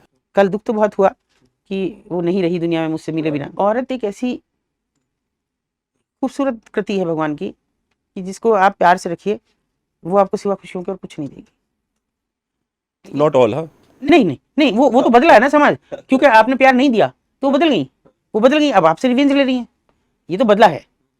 अगर हम अपने ज़माने की बात करें, उस ज़माने मतलब एक लड़की 16 साल की उम्र में शादी करती है और उस परिवार से भरपूर प्यार पाती है, और उस हालात में पाती है कि उसके बिना पता ना हिला उसका। और आज भी नहीं, आज भी इतना इस उम्र में आके सब बाल बच्चेदार हो गए, मगर नहीं, मेरे देवर भी बहुत कि भाभी कर देंगे, ऐसा हो जाएगा, सब अलग रहते हैं, ऐसा नहीं है। तो मैं क्यों उनसे रिवेंज लूंगी? रिवेंज कब शुरू हुआ? जब आपने दहेज के लिए आपने किसको दबाया? उस लड़की को। आपने सीधे सीधे उसके बाप से तो बात नहीं की कि हमको ये चाहिए। आप लड़की की पिटाई करो, उसे घर भेज दो, वो लेके आएगी बेचारी। तो मर्म पे चोट पहुंचाने की बात है ना, इसलिए लड़की को उठा लिया। लड़के को उठा के क्या जा रहा है? आपको क्या देगा वो तो लड़की कमा के देगी ना, आप उसे जब कोठे बेच देंगे। लड़का क्या देगा? मजदूरी कर लेगा, भीख मंगवा लेंगे आप, उसमें कितना पैसा। अच्छा, मुझे उसके बाप का ही समझ में नहीं आया कि बेटी को ये बोलने के बजाय, बेटा किसने उठाया था, मुझे उसका नाम बता, मैं सबको वो मारूंगा। नहीं जानती। हाँ? 5 साल की बच्ची कैसे जानेगी? हाँ। मात्र 5 साल की थी, उसे तो ये भी याद नहीं कि किसने उठाया। ये याद है कि मैं घर के बाहर खेल रही थी, बस। घर याद अपना, क्योंकि आदमी को शिद्दत से रहता है, बच्चे को शिद्दत से रहता है, मैं कहाँ पैदा हुई थी, कहाँ रह रही थी मैं, 5 साल के बच्चे को सब याद रहता है। तो आप सोचिए मत, जब एक लड़की मर्जी से शादी कर लेती है, माँ बाप उसका त्याग कर देते हैं और सामने देख कैसे निकल जाते हैं कि ये हमारी इतना ईगो है। हाँ ईगो। तो और ये बेटी के लिए है, बेटे के लिए नहीं है। हाँ। बेटा कर ले, कहावत है कि बेटा तो 10 खाट यही उड़ा के आएगा, यही बेटे हैं जो लात मार के वृद्धाश्रम में डाल देते हैं। वृद्धाश्रम में डाल देते हैं, वही है। तो वो नहीं, वो तो बेटियां तो ये जो लोग वृद्धाश्रम में पड़े हैं ना, उनके सामने आप उनके बेटों के बारे में उल्टा बोले बुरा मान जाएंगे। नहीं सुनते वो क्या जी, उसकी मजबूरी थी, जब उसकी घरवाली ना चाहती तो बताओ क्या करते, वो मुझे कहाँ रखेगा बताइए। और हमारी भी आदत खराब है, हमें उन फ्लैटों में रहने की आदत ना है, ये जवाब मिलते हैं मुझे जब मैं कहूँ कि मैं उनके खिलाफ मुकदमा लिखूंगी, आप तैयार हो। इतना गुस्सा आता होगा आपको, बहुत आता है, वृद्धाश्रम से बाहर निकलो। हाँ, मैं चिल्लाती हूँ खूब, मैंने कहा तुम मुझे मजबूर करती हो कि ये कहूँ 150 बीघे की मालकिन है जो वहाँ बैठी, और अभी पोती की शादी हो गई। मैंने कहा तुमको शर्म नहीं आई? अरे यूँ कहने लगे हमारी बेइज्जती हो जाएगी, सब यूँ पूछेंगे अगर इनकी माँ कहाँ गई बालकों की। बालक 50-50 साल को कह रही है वो, बालकों की माँ क्यों ना आई, अरे तो इसलिए मुझे जाना तो पड़ा ही, देखो। और मैं फिर आ गई, तो वो जो चलाती है लड़की, उसने कहा कि वो मुझे माँ बुलाती है कि माँ ये तो आ गई और खाली हाथ आई, इनके हाथ में 2 लड्डू भी नहीं रखे कि चल जो रह रहे हैं वृद्धाश्रम उनको भी दे देना। तो मतलब इनको जब फंक्शन पड़ते हैं तो इनको उठा लिया हाँ, जाता है, ताकि समाज, गांव देहात में समाज मुंह। पर मुझे समझ वृद्धाश्रम वाले अलाउ क्यों करते हैं? बोलो नहीं जाएंगे भाई, ले जा रहे हो तो वापस नहीं आएंगे। जबरदस्ती नहीं है ना वो, नहीं, पर वापस नहीं लेंगे फिर हम। भाई तू अपनी इज्जत बचाने के लिए ले जा रहा है, वापस मत दे इनको। वो फिर उनका अपना ज़मीर नहीं कहता, सीरियसली वो ज़मीर नहीं कहता कि जो इतना कर रहे हैं, जिनकी लैट्रिन साफ कर रहे हैं, उनको पेशाब करा के ला रहे हैं, उठा के ऐसे ले जा, इनका अंतिम संस्कार कर रहे हैं, उनको कैसे धक्का दे दे। वो उनको ऊपर वाला दिख रहा है, जो भी मिलना है। मतलब मुझे समझ में नहीं आते ये लोग, मेरे समझ के बाहर है। बट ये मैं एक बात बताता हूँ आपको, मेरे पिताजी 10वीं फेल थे, हाँ, ठीक है, मेरी माताजी 5वीं पास है, इसलिए मेरे संस्कार नॉर्मल है। नॉर्मल है। अगर ये लोग वही पीएचडी कर लेते ना, तो मैं भी इनके बच्चों की तरह हो जाता जैसे होते हैं। बिल्कुल। जो कॉलेज सिस्टम है वो लोगों को बर्बाद करके रख दिया है, लोगों को समझ में नहीं आती है बात। ना वो बिल्कुल बर्बाद कर, कॉलेज सिस्टम लोगों को बर्बाद करके रख दिया है। क्योंकि मेरे माँ बाप ने मुझे कहानियां किसकी सुनाई, शिवाजी महाराज की, महाराणा प्रताप की, भगवान गणेश की, भगवान शिव की, मेरे को वो कहानियां सुनाई। मुझे कार्ल मार्क्स की कहानी नहीं सुनाई कि कार्ल मार्क्स कितना महान था और ये था और वो था। नहीं, झूठे हैं वो, मैं तो मानती हूँ इन सब चीज़ों को, ये तो दावे झूठे हैं। वो अभी देखिए गांव देहात तक ही कम फैला है थोड़ा, क्योंकि अभी गांव के बूढ़े मजबूत हैं ना, वो अपने जीते जी ऑटोमेटिकली नहीं दे सकते, क्योंकि वो तो उनको हस्तांतरित होनी है जो संपत्ति है, तो वो तो आनी है, दादा लाई है। तो गांव में 4 लोग मुंह पे जाके बोल देते हैं, कह रहे तुम्हें शर्म ना आ रही, तुम भी बोल रहे हो। हमारे यहाँ शादी नहीं होने देंगे, बिल्कुल, कि तुम इनके शादी मत करो, इनके तो माँ बाप वहाँ पड़े वृद्धाश्रम में। बिल्कुल, हमारे गाँव में बोला जाता है ना। हमारे गांव में बहुत सारे 10-12 ऐसे वृद्ध हैं जो आपके मुंह में बोलेंगे तू क्या बोल रहा है, तू क्या बोल रहा है, बिल्कुल मुंह में बोल के निकल जाएंगे, उन्हें फर्क नहीं पड़ता। बिल्कुल। तो ये तो अभी गांव देहात से बचा हुआ है, और मैं समझती हूँ शायद समाज भी इसलिए बचा हुआ। लोग मुझे कहते हैं आप अभी तक गाँव से नहीं निकलना चाहते। अरे मैं तो गुजरती हूँ तो मुझे ये लगता है कि यहाँ को मेरे ससुर गुजर के गए या मेरी सास की, और शायद लोगों को बुरा लगे आपके पॉडकास्ट में सुन के, या आप इसे काट दीजिएगा, मैं आज भी घर से बाहर नहीं निकलती बिना सिर पे पल्लू हुए, मैं नहीं निकलती हूँ, मुझे कितना ही काम क्यों ना हो। तो मतलब मैं सिर पे पल्लू से मतलब मेरा कि मैं थोड़ा घूंघट रखती हूँ इतना, उसी तरह से मैं निकलती हूँ। तो वही मैं, मेरी IIT बहू है लेकिन मेरे साथ घूंघट करके निकलती हूँ। 4 दिन वो मेरे बेटन करके 4 दिन को जाती हूँ। बड़ा ही अजीब सा उल्टा सीधा है हमारे देश में। जैसे हिंदू महिला घूंघट रखे तो ये जो फेमिनिज्म वाली महिला देखिए फेमिनिज्म ये फुदक के आ जाएगी, लेकिन मुसलमान महिला पूरे हिजाब में रहे तो बोलती नहीं कोई बात, वो तो उनका अपना है, अरे हमारा भी तो अपना है। और बात ये नहीं है, देखिए उससे बहुत सारी चीजें बच रही थी। जैसे अगर मैं घूंघट कर रही हूँ, मैं कभी अपने ससुर से लड़ नहीं सकती थी। नहीं, हमारे गांव में कुछ महिलाएं हैं जो घूंघट करके तो गालियां देती हैं, ससुर के होश हो जाएंगे, वो एक पर्टिकुलर पूरा घूंघट यहाँ तक रखेगी और वो वैसे गालियां देंगे। वो बिल्कुल ठीक कह रहे हैं आप, ये हर जगह अपवाद है, लेकिन अगर थोड़ा सोफिस्टिकेटेड फैमिलीज में देखे जाए तो फिर वो अंदर जाकर बड़बड़ तो करेंगी खूब, ये बुढ़ा पता ना कब तक हमारी छाती पे रहेगा, कब तक क्या करेगा, लेकिन सामने आके नहीं कहेंगे, है ना। ये सास को कह देंगी कि तुम इन्हें ना कहती हो, ये कुछ भी कहते हैं, चल 4 बात तू भी सुन ले मैं भी सुन लूंगी। सास भी उस तरह की होती है, मगर आज सास भी नहीं है, क्योंकि उनकी अपनी दुनिया है, उनकी अपनी किटीज है। आजकल तो ये चल रहा है सासों का, ये हाँ ये देखिए पूरा दिन ये चल रहा है, पूरा दिन ये चल रहा है, मुझे नहीं समझ में आता। बच्चों को कहानी तक नहीं सुनाती? नहीं जी, नहीं कोई मतलब नहीं, कहानियों का तो उनके पास है ही नहीं, संकलन ही कहाँ है उनके पास कहानियों, किताबें वो नहीं पढ़ती, पुरानी उनको याद नहीं है, और बच्चे उनको बर्दाश्त नहीं है। क्राइम क्यों बढ़ रहा है अब पता नहीं, आपको ये बात मेरी खराब लगेगी, लेकिन मुझे तो ये सिस्टम ही कभी समझ नहीं आया कि बच्चे अलग कमरे में सो रहे हैं, माँ बाप अलग कमरे में सो रहे हैं, मुझे कभी समझ नहीं आ रहा। नहीं, हमने तो नहीं सुलाया भाई। मेरी बड़ी बेटी 7 साल की होगी, अभी तक वो जब तक उसको मम्मी को पकड़ ना ले या मुझे पकड़ ना ले उसको नींद ही नहीं आती। और आप इतने छोटे से मासूम बच्चा डर जाए रात को उठ के, कैसे आप सो सकते हैं? मेरी छोटी बेटी, मतलब हमने पता क्या किया मैम, हमने ना 6x6 का बेड है, उसके बगल में एक और लगा रखा है, और लगा दीजिए, क्योंकि उनको घूमना होता है, इनको यहाँ उसको लाइन वो लगा के रखा हुआ था, घूमो भाई कहीं भी, रात भर उनको घूमना होता है यहाँ। तो कैसे आपसे स्नेह नहीं करेंगे, मगर वो प्यार की परिभाषाएं बदल गई बहुत सारी चीजें। लोग ना गोरों का कल्चर ले आए, उनको लगता है वो कूल है। वो हमारा ले रहे हैं आके, हाँ वो हाँ यहाँ रुक रहे हैं, जी जी जी पूरा वृंदावन भरा पड़ा है उनसे, बिल्कुल। और हम उनका ले रहे हैं, हम हाँ, खुश हो रहे हाँ, हैं हाँ। बाहर जाके। एक बताइए, आपने कुछ टॉर्चर की कहानियां बताई थी, हाँ, तो किस तरह से टॉर्चर करके ऐसे रखा जाता है कि मालकिन की हर बात लक्ष्मण रेखा हो जाती है, ऐसा कैसे होता है? देखो जब लड़की आएगी कोई भी क्यों तैयार होगी, आती उसको पता तो लग ही जाता है कि ये क्या जगह है। अभी तो इतना नादान रही नहीं, आगे वो भागने की कोशिश भी करती हैं एक दो बार में, लेकिन वो सब हो नहीं पाता। तो बिना टॉर्चर के वो रुकती नहीं। बहुत सी लड़कियाँ बहुत विरोध करती हैं। तो खुद मैं बहुत ऐसी चीज़ों को सामने देखती हूँ कि एक महिला भागती है, वो लगातार 8 दिन संघर्ष करती है। और अभी 2-3 दिन पहले उस केस में देखिए, जुडिशरी का भी बता रही हूँ साथ साथ, कि 10 साल हो गए, पहली बार तारीख लगी है आज उसमें, 3-4 दिन हुए अभी, पहली बार मेरी गवाही होनी थी और उस दिन भी छुट्टी हो गई। जज साहब का ट्रांसफ़र हो गया तो पार्टी चल रही थी। वो जज महिला, साहब की तो बात ही नहीं है, जुडिशरी तो बिल्कुल एकदम कहने लायक नहीं है। वो महिला ने भागने की 3 महीने की बच्ची सहित उसका पति बेच गया उसको, 4 साल का बेटा और 3 महीने की बेटी, और पति बेच गया मात्र 30,000 में, क्योंकि बहुत सुंदर भी नहीं थी और फिर अब उम्र दराज हो गई, शायद 32-34 साल की थी, तो वहाँ पे बेच गया। उस औरत ने जी तोड़ कोशिश की कि मैं भागूं, और उसने आसानी से कॉम्प्रोमाइज़ कर लिया कि ठीक है मैं तैयार हूँ, बस मेरी बच्ची नहीं रोनी चाहिए, मुझे इसकी आवाज़ नहीं आनी चाहिए। और वो 3-4 दिन तक धंधे में लगातार लगी, लेकिन कोशिश नहीं छोड़ी। जब खिड़की पे झुकना होता था तो पर्स गिरा दिया एक दिन और चल दी। मालूम पूछा कहाँ जा रही है, क्यों, मेरा पर्स गिर गया नीचे, क्योंकि उसमें कोई नकदी ना रखी है, वो तो खाली कर लेती है, उसमें कुछ नहीं, चल पर्स की जरूरत ना और दे देंगे। नहीं जा पाई। एक छोटा सा फ़ोन था उसके पास, क्योंकि मेरा फ़ोन छिपा के रखा था, मेरा फ़ोन गिर गया। पहले तो इस बात पे उसकी पिटाई हुई, फ़ोन कहाँ से आया, फिर गिर गया तो गिर जाते, हम अपने आप ले आएंगे, फिर नहीं जाने दिया। लेकिन उसने उस दिन ठान लिया था कि मुझे निकलना है, तो सुबह के 4 बजे निकली।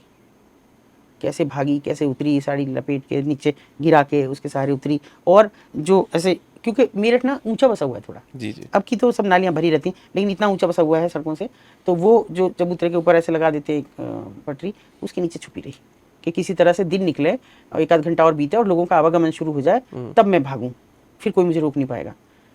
6 बजे वो भागी, भीग रही, सर्दी भयंकर, और भीग के वो वहाँ से भागी। थोड़ी दूर पे एक ऑटो खड़ा था, चैन डाला हुआ, और वो उसमें बैठ गई। ऑटो वाला लगभग 6:30 बजे करीब ऑटो लेने आया, तो उसने उस औरत को कहा तू यहाँ कैसे बैठी है, उसने हाथ जोड़ लिए। और क्या, मेरे ज़्यादातर नंबर वहाँ सबके पास हैं, मेरा नंबर देकर उसने कहा कि इस नंबर पर फ़ोन कर दूँ, मुझे नहीं पता ये कौन है, पर मुझे बचा लेंगी, मुझे एक लड़की ने कहा है कि तुम चली जाओ। उसने मुझे फ़ोन किया सुबह सुबह कि भैया चलो आ रही हूँ मैं वहाँ पहुँची तो उस बच्ची ने, मतलब भीग रही थी, काँप रही थी। मैं घर से सूट लेके गई थी, मैंने कहा चल तू ये पहनी से, तू एक शॉल वॉल डाला।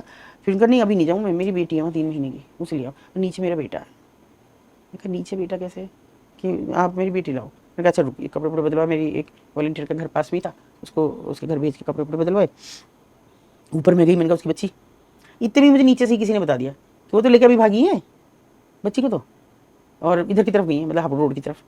मैंने अपने, मेरे चचेरे तहेरे भाई हैं गाँव नाते से, मेरा गाँव पास में पड़ता है हापुड़ रोड पर, मैंने उनको कहा भी ऐसे ऐसे निकल के आ रही है और तुम रोक लो, मार्शल है एक गाड़ी, और उसमें वो एक छोटी बच्ची को लेकर भागी है। तो उसने कहा जी पुलिस, मैं पुलिस कुछ नहीं करेगी, मैं अपने आप देख लूँगी, तुम बच्ची को लो। ये मेरे बारे में सब जानकारियाँ रखती हैं।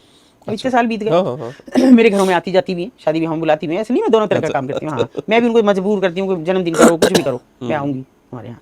तो उन्हें पता था यहाँ इनका मायका भी है भाई। तो उन्होंने जैसे देखा कि कोई गाड़ी रोक रहे हैं 8-10 लड़के सुबह 7 बजे, तो चैन बना रखी थी लड़कों ने ऐसे करके, तो बच्ची को ऐसे फेंक के गाड़ी में से और मोड़ के कच्चे रास्ते से उतर के भागे वहाँ से। तो उन्होंने फ़ोन किया कि जी बच्ची तो मिल गई हमें, क्या करें, लेके आ जाओ। चलो बच्चे ले आए। बच्ची को लेके, जैसे मैं खड़ी रही ना वहीं, बच्ची को लेके हम चले, तो एक छोटे से बच्चे ने मेरी पल्लू पकड़ के ऐसे हिलाया और कहा कि मैं भी चलूँगा, आपने मेरी मोटो को तो बचा दिया।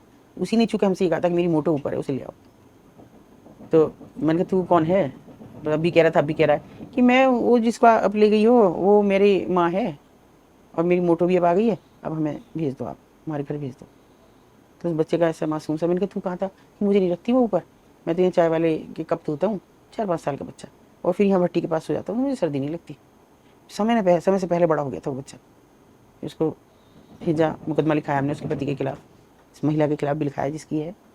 तो उसमें 10 साल बाद, देखिए 10 क्यों 15 साल बाद, 2010 का ही मामला है, और अब जाके उसमें तारीख लगी है भाई की। और जज साहब जो है, मुझे समझ में नहीं, जज साहब से तो उपराष्ट्रपति तक की हालत ख़राब है। बताइए। अभी वो प्रश्नपति गिड़गिड़ा रहे हैं जज साहब के हाँ, आगे जज साहब कि के मुकदमा तो दर्ज कर लो। हाँ, नहीं। आपने सुना नहीं सुना? हाँ, सुना है मैंने। वो वो प्रश्नपति ने अभी भी आज स्टेटमेंट दिया है कि वो एक जज है जिसके करप्शन के चांसेस करप्शन हो के। सकते हैं, उसके नहीं खिलाफ कर मुकदमा तो कर दो यार, ना, एफआईआर तो नहीं करवा कर रहे लो। हैं वो वर्मा जी के खिलाफ। ये जलवा हाल है भाई जज हाँ साहब जी, का। बिल्कुल बिल्कुल। वो तो कोई नहीं बोल सकता, जुडिशरी के खिलाफ बोलना ही आपका अपराध है। मैं तो बोलता हूँ। हाँ, तो मैं भी बोलती हूँ। फिर भी तो जहाँ 50 मुकदमे वहाँ और 2-4 सही। हाँ, मुझे तो उससे कोई फर्क नहीं पड़ता। मैं तो बोलता हूँ। मुझे आप भी बोलिए, मैं भी बोल, बहुत जरूरी है, बहुत हाँ, दिमाग खराब है हाँ, सबका। बहुत जरूरी ये है। हायरार्की क्या होती है कोठों के अंदर? आपने मालकिन के देखिए, ये हाई रैंकिंग तो ऐसे है, एक तो वो हैं कि जो कोठा ऑनर हैं, अच्छा जिनकी बिल्डिंग है। अच्छा दूसरी वो हैं जो ब्रॉथल कीपर हैं, अच्छा उन्होंने बिल्डिंग किराए पे ले ली। एक कोठे पे 4 ब्रॉथल कीपर हो सकती हैं, 5 हो सकती हैं, कि वो 4 लड़कियां मेरी भी हैं जी, हाँ 5 ओ मेरी भी भाई हैं। साहब, हाँ जी, वैसे तो लिटरली मतलब बिजनेस हो रहा है, लिटरली। बिजनेस है पूरा। हाँ हाँ और बड़ा सिस्टम से है हाँ, हर चीज़, कोई लिखा पढ़ी नहीं है, कुछ नहीं है। लेकिन अभी तो 10 कस्टमर आज तुमने निपटा लिए, तुम्हारा हो गया पैसा। अभी लाओ 200 रुपये पुलिस के रखो, 200 जो पिंप है उसके रखो, 100-150 एक परमानेंट झोला छाप डॉक्टर उसके रखो, एक लिपस्टिक बिंदी बेचने वाले के रखो, वो भी रखे जाएंगे। खाना खाने के, जो भी आपने खाया, चाय पी, हर जरूर से वो भी रखो। और इसके अलावा मालकिन के दो, जो मालकिन के हैं। अब मुश्किल से उसके पास अगर वो ये कह दे मुझे आज बच्चे से मिलना है, 200 रुपये वो भी चाहिए, चले गए आपके तो पैसे। अच्छा अब मुश्किल से आपके पास जो भी 100-50 रुपये बचेंगे, उसका आप क्या करेंगी? बच्चे के कपड़े खरीदेंगी? नहीं है आपके पास। एक दिन ऐसा होता है कि जिस दिन आपके पास खाना खाने को पैसे नहीं आपके पास कस्टमर आया, आपकी तबीयत खराब है, आज आप नहीं कर पाई, आप पीरियड से हैं, आप नहीं किसी के साथ बैठ पाई, तो उस दिन भूखे रहो या उधार मांगो किसी से। खाना तो बनता नहीं, उधार मांग लो, वो उधार देंगे तो अगले दिन वो भी चुकाना है, और सब रोज़ करना है।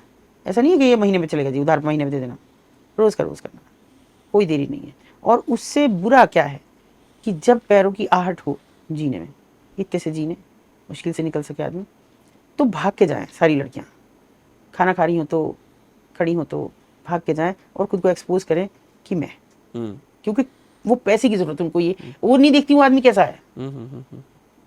मतलब वो ये भी नहीं देखती इसके हाथ कैसे हैं, इसके ये काला बिल्कुल इसके हाथ पैरों पे लगा हुआ है, पेंट लगा हुआ है, इसमें महक रहा है पूरी तरह से, जाना फिर वो पसंद करेगा कौन लड़की। पर मुझे एक बात और बताइए, जो जैसे अभी ये मैम आई है, इनको देख के मुझे याद आया, एक टाइम में बॉलीवुड सेंसिटिव रहता था इन मुद्दों को लेके, अब तो बॉलीवुड ने ऐसा डिसाइड कर लिया कि ऐसा कुछ है ही नहीं, समस्या ही नहीं है। नहीं, बॉलीवुड ने तो कभी उनकी असलियत, एक गंगूबाई में तो वो असलियत के नजदीक गए, अच्छा इसमें तो बहुत असलियत। जैसे मैं देखती हूँ उनकी, उसको जो आलिया को चलने ढलने का पता है, सेम बिल्कुल वही उनकी चाल ढाल है। अच्छा जो मालकिन हो जाएगी वो ऐसे ही चलेगी, ऐसे अच्छा वो इतना सा पल्लू जैसे हम रखते हैं लंबा, तो फिर अगर हमको सिर ढकना है तो ऐसे पकड़ के करना, लेकिन वो इतना सा पल्लू वो रहेगा ऐसी, वाइट साड़ियाँ, ये उनका बिल्कुल पैटर्न है। ये तो उन्होंने अडॉप्ट किया, चाहे वो कलकत्ता से देख के किया, कहीं से भी किया हो, बाकी और वहाँ कुछ नहीं। ये बिल्कुल सही, जैसे आपने देखा होगा कि अगर गंगूबाई देखिए तो, कि वो एक पर्दे के पीछे कितने सा चबूतरा बन रहा है, उस पर नहा रही थी, अच्छा है ना, एक छोटा सा पर्दा डला हुआ है और वो वहाँ नहा रही, झीना सा पर्दा है, वहाँ नहा रही, बाल्टी में पानी है। इस तरह का चबूतरा हर जगह है। अच्छा हाँ, वो चबूतरा कि आप कल्पना नहीं कर सकते कि वो किस कदर गंदा है। वहाँ यूज्ड कंडोम्स हैं, कोई थूक रहा है वहाँ, पान गुटके फेंक रहा है वहाँ, मतलब हर चीज़ वहाँ पे है, बाथरूम भी कर रहा है कभी कभी वहाँ। और वो लड़कियाँ वहीं बैठ के नहाएंगी, वहीं बैठ के खाना खाएंगी, उनके पास और कोई जगह नहीं है। नहा लेंगी, उसके बाद वहीं एक स्टूल रखा है उसको रख लेंगी, फिर वहीं उस पर खाना खा लेंगी, जो भी कुछ होगा उनके पास। तो आप कल्पना करके देखिए, जिस चीज़ को हमें देखने में भी और परहेज हो, वो वहाँ बैठ के खाना खाती हैं, कैसे उनके अंदर जाता होगा। ये वो है कि आप पीड़ा की किस हद तक किसी को पहुंचा सकते हैं, किस हद तक आप किसी को मजबूर कर सकते हैं कि वो ये सब, कितना भी गरीब आदमी हो वो भी खाने की जगह साफ सुथरी ढूंढेगा। बिल्कुल। कहते हैं कुत्ता भी पूंछ झाड़ के बैठता है, और वो उस गंदगी का आप अंदाजा नहीं लगा सकते कि कई कई दिन तक वहाँ सफाई नहीं होती, कई कई दिन तक पूछता नहीं है। छोटा सा केबिन है जिससे मुश्किल से एक आदमी, अगर वो 5 फुट का है तो वो बस 5.5 फुट की वो पूरी जगह है। अगर वो हाथ भी उसके ऐसे हो जाए तो वो भी बाहर पर्दे के बाहर चले जाएंगे, क्योंकि दूसरा पर्दे के पीछे कोई और भी है। तो छोटे छोटे से केबिन्स हैं। अच्छा, सेक्स करने के लिए? हाँ, अच्छा। और इतना गंदगी है कि वहीं उनके वो कपड़े लटके हुए हैं, वहीं इतने सारे डब्बे में एक पूरा, मतलब इतनी सारी ज्वेलरी अजीब अजीब सी, भारी भरकम सी, वो 2-2 4-4 रुपए वाली वो जो ठेलों पे उन पे बिकती है, वो उनकी ज्वेलरी, वो उनको बदल के पहनना, दिखाना, मतलब जितना वो दिख रही हैं बाहर से साफ सुथरी अच्छे से कपड़े पहन के, बहुत सारा मेकअप करके, उतना ही अंदर वो गंदगी झेल रही है। बस एक चीज़ है कि चेहरे पे कोई हाथ नहीं लगा सकता। अच्छा। कोई भी कस्टमर चेहरे पर नहीं लगाएंगे हाथ। और बाकी तो वो कुछ भी करें, वो लड़की उस समय उनकी संपत्ति होती है 1 घंटे के लिए, और 1 घंटे में वो उसके साथ क्या कर रहे हैं क्या नहीं कर रहे हैं इसकी आप कल्पना भी नहीं कर सकते। कई बार इतना बुरा होता है जो नई लड़की के साथ कि नहीं तैयार हो रही है तो मिर्च डाल के वो उनके दलाल सेक्स करेंगे। किसी ने मुझसे सवाल पूछा था, तो उस आदमी को मिर्च नहीं लगेगी? अरे भाई क्या बिल्कुल दिमाग से पैदल हो? वो क्यों जाएगा बिना कंडोम के? उसको क्यों लगेगी? चूना डालेंगे। मतलब वो परपीड़क हैं, सैडिस्ट हैं वो लोग। उन्हें उस चीज़ में आनंद आता है, कस्टमर को भी, जब लड़की चिल्लाए, जब लड़की दर्द से हाथ पैर जोड़े, कहे कि नहीं ऐसे नहीं, वो उसी काम को ज़्यादा करेंगे। बड़े लोगों को टाइप है ये, सेक्सुअल टाइप है बड़े लोगों टाइप का ये, है, हाँ। To hurt the woman, that's their type. Sadist तो वो लोग आते हैं, वो लोग आते हैं वहाँ पे जिनका अपनी बीवियों पे बस नहीं चलता। उनके साथ ज़्यादती नहीं कर सकते, यहाँ करेंगे। यहाँ वो हर काम करेंगे जो कोई कल्पना भी नहीं कर सकता। आप वहाँ तक शायद कभी पहुँच भी ना पाएँ जो 31 साल में मुझे पल पल अपने औरत होने पर शर्म आई।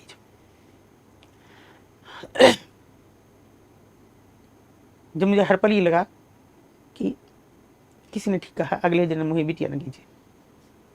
जब मैं किसी लड़की को कातर निगाहों से देखते हुए देखूं और मुझे उसे निकालने में 3 महीने लग जाएं, वो मेरे लिए सबसे ख़राब पीरियड होता था, सबसे ज़्यादा। कि वो हर दिन मेरा इंतज़ार करती, हर दिन मेरी तरफ ऐसे देखती और फिर देखती कि मालकिन तो नहीं देख रही। मेरी आंखों में ढूंढती कि मैं शायद उसे आज निकालूं, शायद कल निकालूंगी, और मेरे पास कोई जवाब, या मेरा झुका सिर देख के वो निराश हो जाए। कई बार ऐसा भी हुआ कि फिर वो लड़की मुझसे उम्मीद छोड़ देती थी। बहुत मुश्किल से दोबारा से उसको वहाँ तक लाना, उस लेवल तक लाना और फिर निकालना, बहुत कठोर निर्णय भी लेने पड़े कई बार, इतने कि मैं मारपीट करूँ। और बहुत सी चीज़ें ऐसी हुई कि जिनका जिक्र नहीं कर सकती मैं, या शायद होता नहीं मुझसे कहा नहीं जाता कि क्या उन्होंने झेला।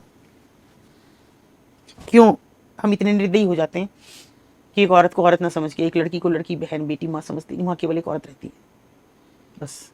बहुत सी घटनाएं हुई ऐसी, जैसे कोई मुझसे कहता एक बार हमें भी दिखा के लाओ। बुजुर्ग थे, पहले तो मुझे इस बात पे गुस्सा आता है, दिखा के लाओ, तमाशा लगाया वहाँ, नुमाइश लगी है, क्या आप देखना चाहते हो? फिर भी चलो देखना है तो। मैं उनको बाबूजी बुलाती थी, वो सज्जन गए और एक दुकान पे रुक गए, जैसे मुझे सामने वाले कमरे। मैंने कहा मैं बाबूजी यहाँ चल रही हूँ, चलो। अच्छा चलो। आए नहीं, वो नहीं आए तो कोई बात नहीं, मैं तो अपने वहाँ थोड़ा देर बैठी, बातचीत की। फिर मैं उतर के आई तो वो बिल्कुल पसीने में नहाए खड़े थे। हमने कहा भैया आप आए नहीं? बोले तेरी बड़ी हिम्मत है, तू तो ऐसे खटखट करके भाग के चली गई। मैंने कहा मेरी हिम्मत भाई, मैं तो सोचती हूँ मेरी बेटियाँ हैं वहाँ, एक माँ भी है मेरी, एक बहन भी है मेरी, और आपने सोचा वहाँ एक औरत है तो आप नहीं जा सके। तो हर वो आदमी जो तो बहुत सोशल वर्क होने का ढोंग भी करता है और ये भी सोचता है कि भाई ये तो वो महिलाएं हैं जो खराब हैं, मुझे उससे बहुत एतराज़ होता है। कैसे खराब है? आपने जो उन्हें दिया वही दे रही है ना आपको। अभी तो वो सक्षम हो जाती हैं तब आपसे बदला लेती हैं, जब तक सक्षम नहीं है तब तक आप उन पर ज़्यादती करते हैं। ऐसे ऐसे लोगों के नाम हैं कि जो ये कहते रहे कि मतलब नहीं नहीं ये इनका कोई ज़मीर नहीं है, तुम्हें नहीं पता ये पीठ पीछे क्या करती हैं और क्या नहीं, और जब सामने आए तो उनको जवाब नहीं बना। ऐसे ऐसे लोग हैं उस शहर के। नीचे दुकानें हैं, एतराज़ करते हैं कि आप मतलब ऐसे मीडिया से मत कहा करो हमें, लेकिन कैसे ना कहूँ, ये कोठा है, ये नीचे दुकान है, आपको दिख नहीं रहा, आपने तो किराए पे दे रखी है, आपको नहीं पता ऊपर क्या हो रहा है, किसी लड़की के साथ कितनी ज़्यादती हो रही है। मुझे कैसे पता लग जाता है कि एक लड़की आज नई आई? तुमको नहीं पता लगता कि आज उसके साथ जब उसकी चीखें नीचे तक आती हैं, कि पूरे बाजार में उसकी चीखें गूंजती हैं, आपको नहीं पता लगता कि आज कोई नई लड़की है जिसके साथ ज़्यादती हो रही है? तेज़ आवाज़ में ढोलक बजा रहे हैं, तबला बजा रहे हैं, हारमोनियम बजा रहे हैं, अब तो बच नहीं रहा था, फिर क्यों अचानक हुआ ये? क्यों नहीं आप देखना चाहते? वो भी खुशियाँ ढूंढती हैं। मैं जब उनके साथ होली मिलने जाती हूँ, मेरे साथ रंग खेलती हैं। मैं जब दिवाली के दिए जलाने जाती हूँ तो दिए जलाती हैं, खुश होती हैं, मेकअप करती हैं पूरा जो सोबर सा अच्छा सा। तो उनको वो जीवन जीने के लिए किसने मजबूर किया? हम ही तो कर रहे हैं ना। और एक लड़की जब वहाँ आती है वो ऐसे कबूतरी सी कांपती है, उसे ये नहीं पता होता कि तू किस जगह है और अब तेरे साथ क्या होने वाला है। हर पल उसको ये नहीं पता होता कि अब क्या होने वाला है। तो उसकी आप इमेजिन कर सकते हैं? अब क्या मैं एक खुली सी बात कहती हूँ कि एक आदमी पे मुकदमा हो गया, वो कितने मजबूत हो, लेकिन जैसे ही पुलिस कस्टडी में आएगा वो पूरा पसीने में नहा जाएगा, क्या मेरे साथ क्या होने वाला है पता नहीं, जेल चला जाऊँगा, अब क्या होगा। और वो जेल में है, वो देख नहीं सकती, वो मर्जी से ना नहीं कर सकती, कोई उनके साथ कुछ भी जाती कर रही, वो शिकायत नहीं कर सकती। वो चाहे तो मालकिन से ये नहीं कह सकती कि ये मेरे से ऐसे कर रहा है। जैसे मैं देखती हूँ कि बैठी है लड़की, बैठी है, कोई आता है गंदा बिल्कुल सड़ा हुआ आदमी, इसकी शक्ल देखने को जी न करे, और लड़की की हल्की सी लट ऐसे पड़ी हुई है तो उसे ऐसे कर रहा है, एक बार करा, लड़की ने ऐसे करा किस्मत आके, फिर दोबारा करा, फिर उसने किया थोड़ा सा। मैंने कहा क्यों कर रहे हो, मना कर रही है ना वो। अब उनका जो जवाब है वो तो, ये क्यों मना करेगी, पैसे नहीं चाहिए इसे, तो क्या कहेंगे आप। मैंने एक चीज़ और ऑब्जर्व करी है, जब मैं स्टूडेंट था तो हम लोग एग्जाम वगैरह देने जाते थे दूर, कई बार स्टूडेंट दंगा करते थे। तो जो वो दंगा होता था उसमें हमेशा जो ताकतवर स्टूडेंट थे वो कभी दंगा नहीं करते। ना। जो सबसे कमजोर मरा कुचला लड़का हाँ, होता था वही वो सबसे ज्यादा दुकानों की चीज़ तोड़ता था, हाँ, क्योंकि वही उसका मौका होता था, फिर अपने नहीं। आप को प्रूव करने का बिल्कुल कुछ भी। बिल्कुल। तो मुझे ऐसा लगता है यहाँ पे वही लोग जाते हैं जो जो दूसरों से लगातार बुली होते रहते हैं। हाँ। अब इनको किसी को बुली करना किसी को करना है, ठेले वाले हैं, रिक्शे वाले हैं, पुताई करने वाले हैं, मजदूर हैं, मुश्किल से 500 रुपये कमाई तो चलो मजदूरी 600 हो गई, 600 रुपये कमा रहे हैं और 250 रुपये वहाँ खर्च कर रहे हैं। घर में भी बच्चे रो रहे हो तो रो रहे हो, चिल्लाएगी ज़्यादा ज़्यादा, मैं शराब पी के चला जाऊँगा, क्या करेंगे, दो चार थप्पड़ मार के चुप कर देंगे। पुलिस वालों का क्या रोल है इसमें? बहुत खराब। अच्छा, चाहे वो दिल्ली हो चाहे वो कहीं भी हो, कहीं भी जी, हो, जी, मेरठ हो। मैं कह रही हूँ कि सिपाही से लेकर IPS तक मैंने उन हालातों में उन लोगों को देखा है कि जब उन्होंने उनसे मुंह फेर लिया, जब मैं उनके मतलब मेरे सामने मैं थोड़ा बदतमीज हो जाती हूँ। मैंने कहा चलो तुम लड़की की बात झूठ मान रहे हो, ये करा दो इनकी शनाख्त परेड, अगर ये लड़की पहचान ले कि किसने कौन लेने आता था पैसे, फिर तो मानोगे कि IPS अधिकारी बैठे थे। हाँ ठीक है कर लो। 24 कर्मचारी थे उस समय थाने पे। लड़की ने एक एक को बहुत गौर से देखा और वो बार बार कहते अरे छोड़ो तुलसी, पता नहीं क्या अभी कहाँ इनकी इन औरतों की, इनकी इन औरतों नहीं, इसको केवल 3 दिन हुए हैं, ये इन औरतों में नहीं है, ये पक्की नहीं है, अभी तो ये भाग रही है। तो उसने देख के कहा कि ये 250 रुपये ले गए थे और एक शराब की बोतल हर रोज़ 3 दिन से तो मैं देख रही हूँ, एक बोतल और ये। फिर उसको कांस्टेबल था, उसको मुकदमा लिखाया मैंने, वो मेरे पास गया, मेरे घर, मैं ऊपर थी, मुझे किसी बच्चे ने कहा कि वो एक सिपाही जो है वो आया हुआ है। मैंने कहा मैं नहीं मिलूंगी उससे, पहली बात तो मेरा घर का एड्रेस किसने दिया, मैं मिलूंगी नहीं उससे, मैं मिली नहीं उससे। मैंने कहा इसको कहो कि जाए अपने IPS अपने आप को बचा ले, मैं नहीं बचने दूंगी, ना मैं इसकी कोई सिफारिश नहीं करूँगी और ना मैं मानूंगी, मैं उससे नहीं मिली। मुकदमा हो गया, जेल चला गया। वो अंडर प्रोबेशन थे IPS, फिर उसके बाद चले गए वो भी। और जब वो वापस हमारे यहाँ एक बड़े पद पे आए तो उन्होंने मुझे ये कहा, मैं उनको विश करने गई थी किसी बात के लिए, तो उन्होंने कहा कि क्या तुलसी अपना भी नुकसान करा हमारा भी। सोच के देखिए आप, मन हुआ ही IPS है इसलिए मजबूर हूँ कहीं बंधे हुए, वरना चप्पल निकाल के इसके मुंह पे मारती।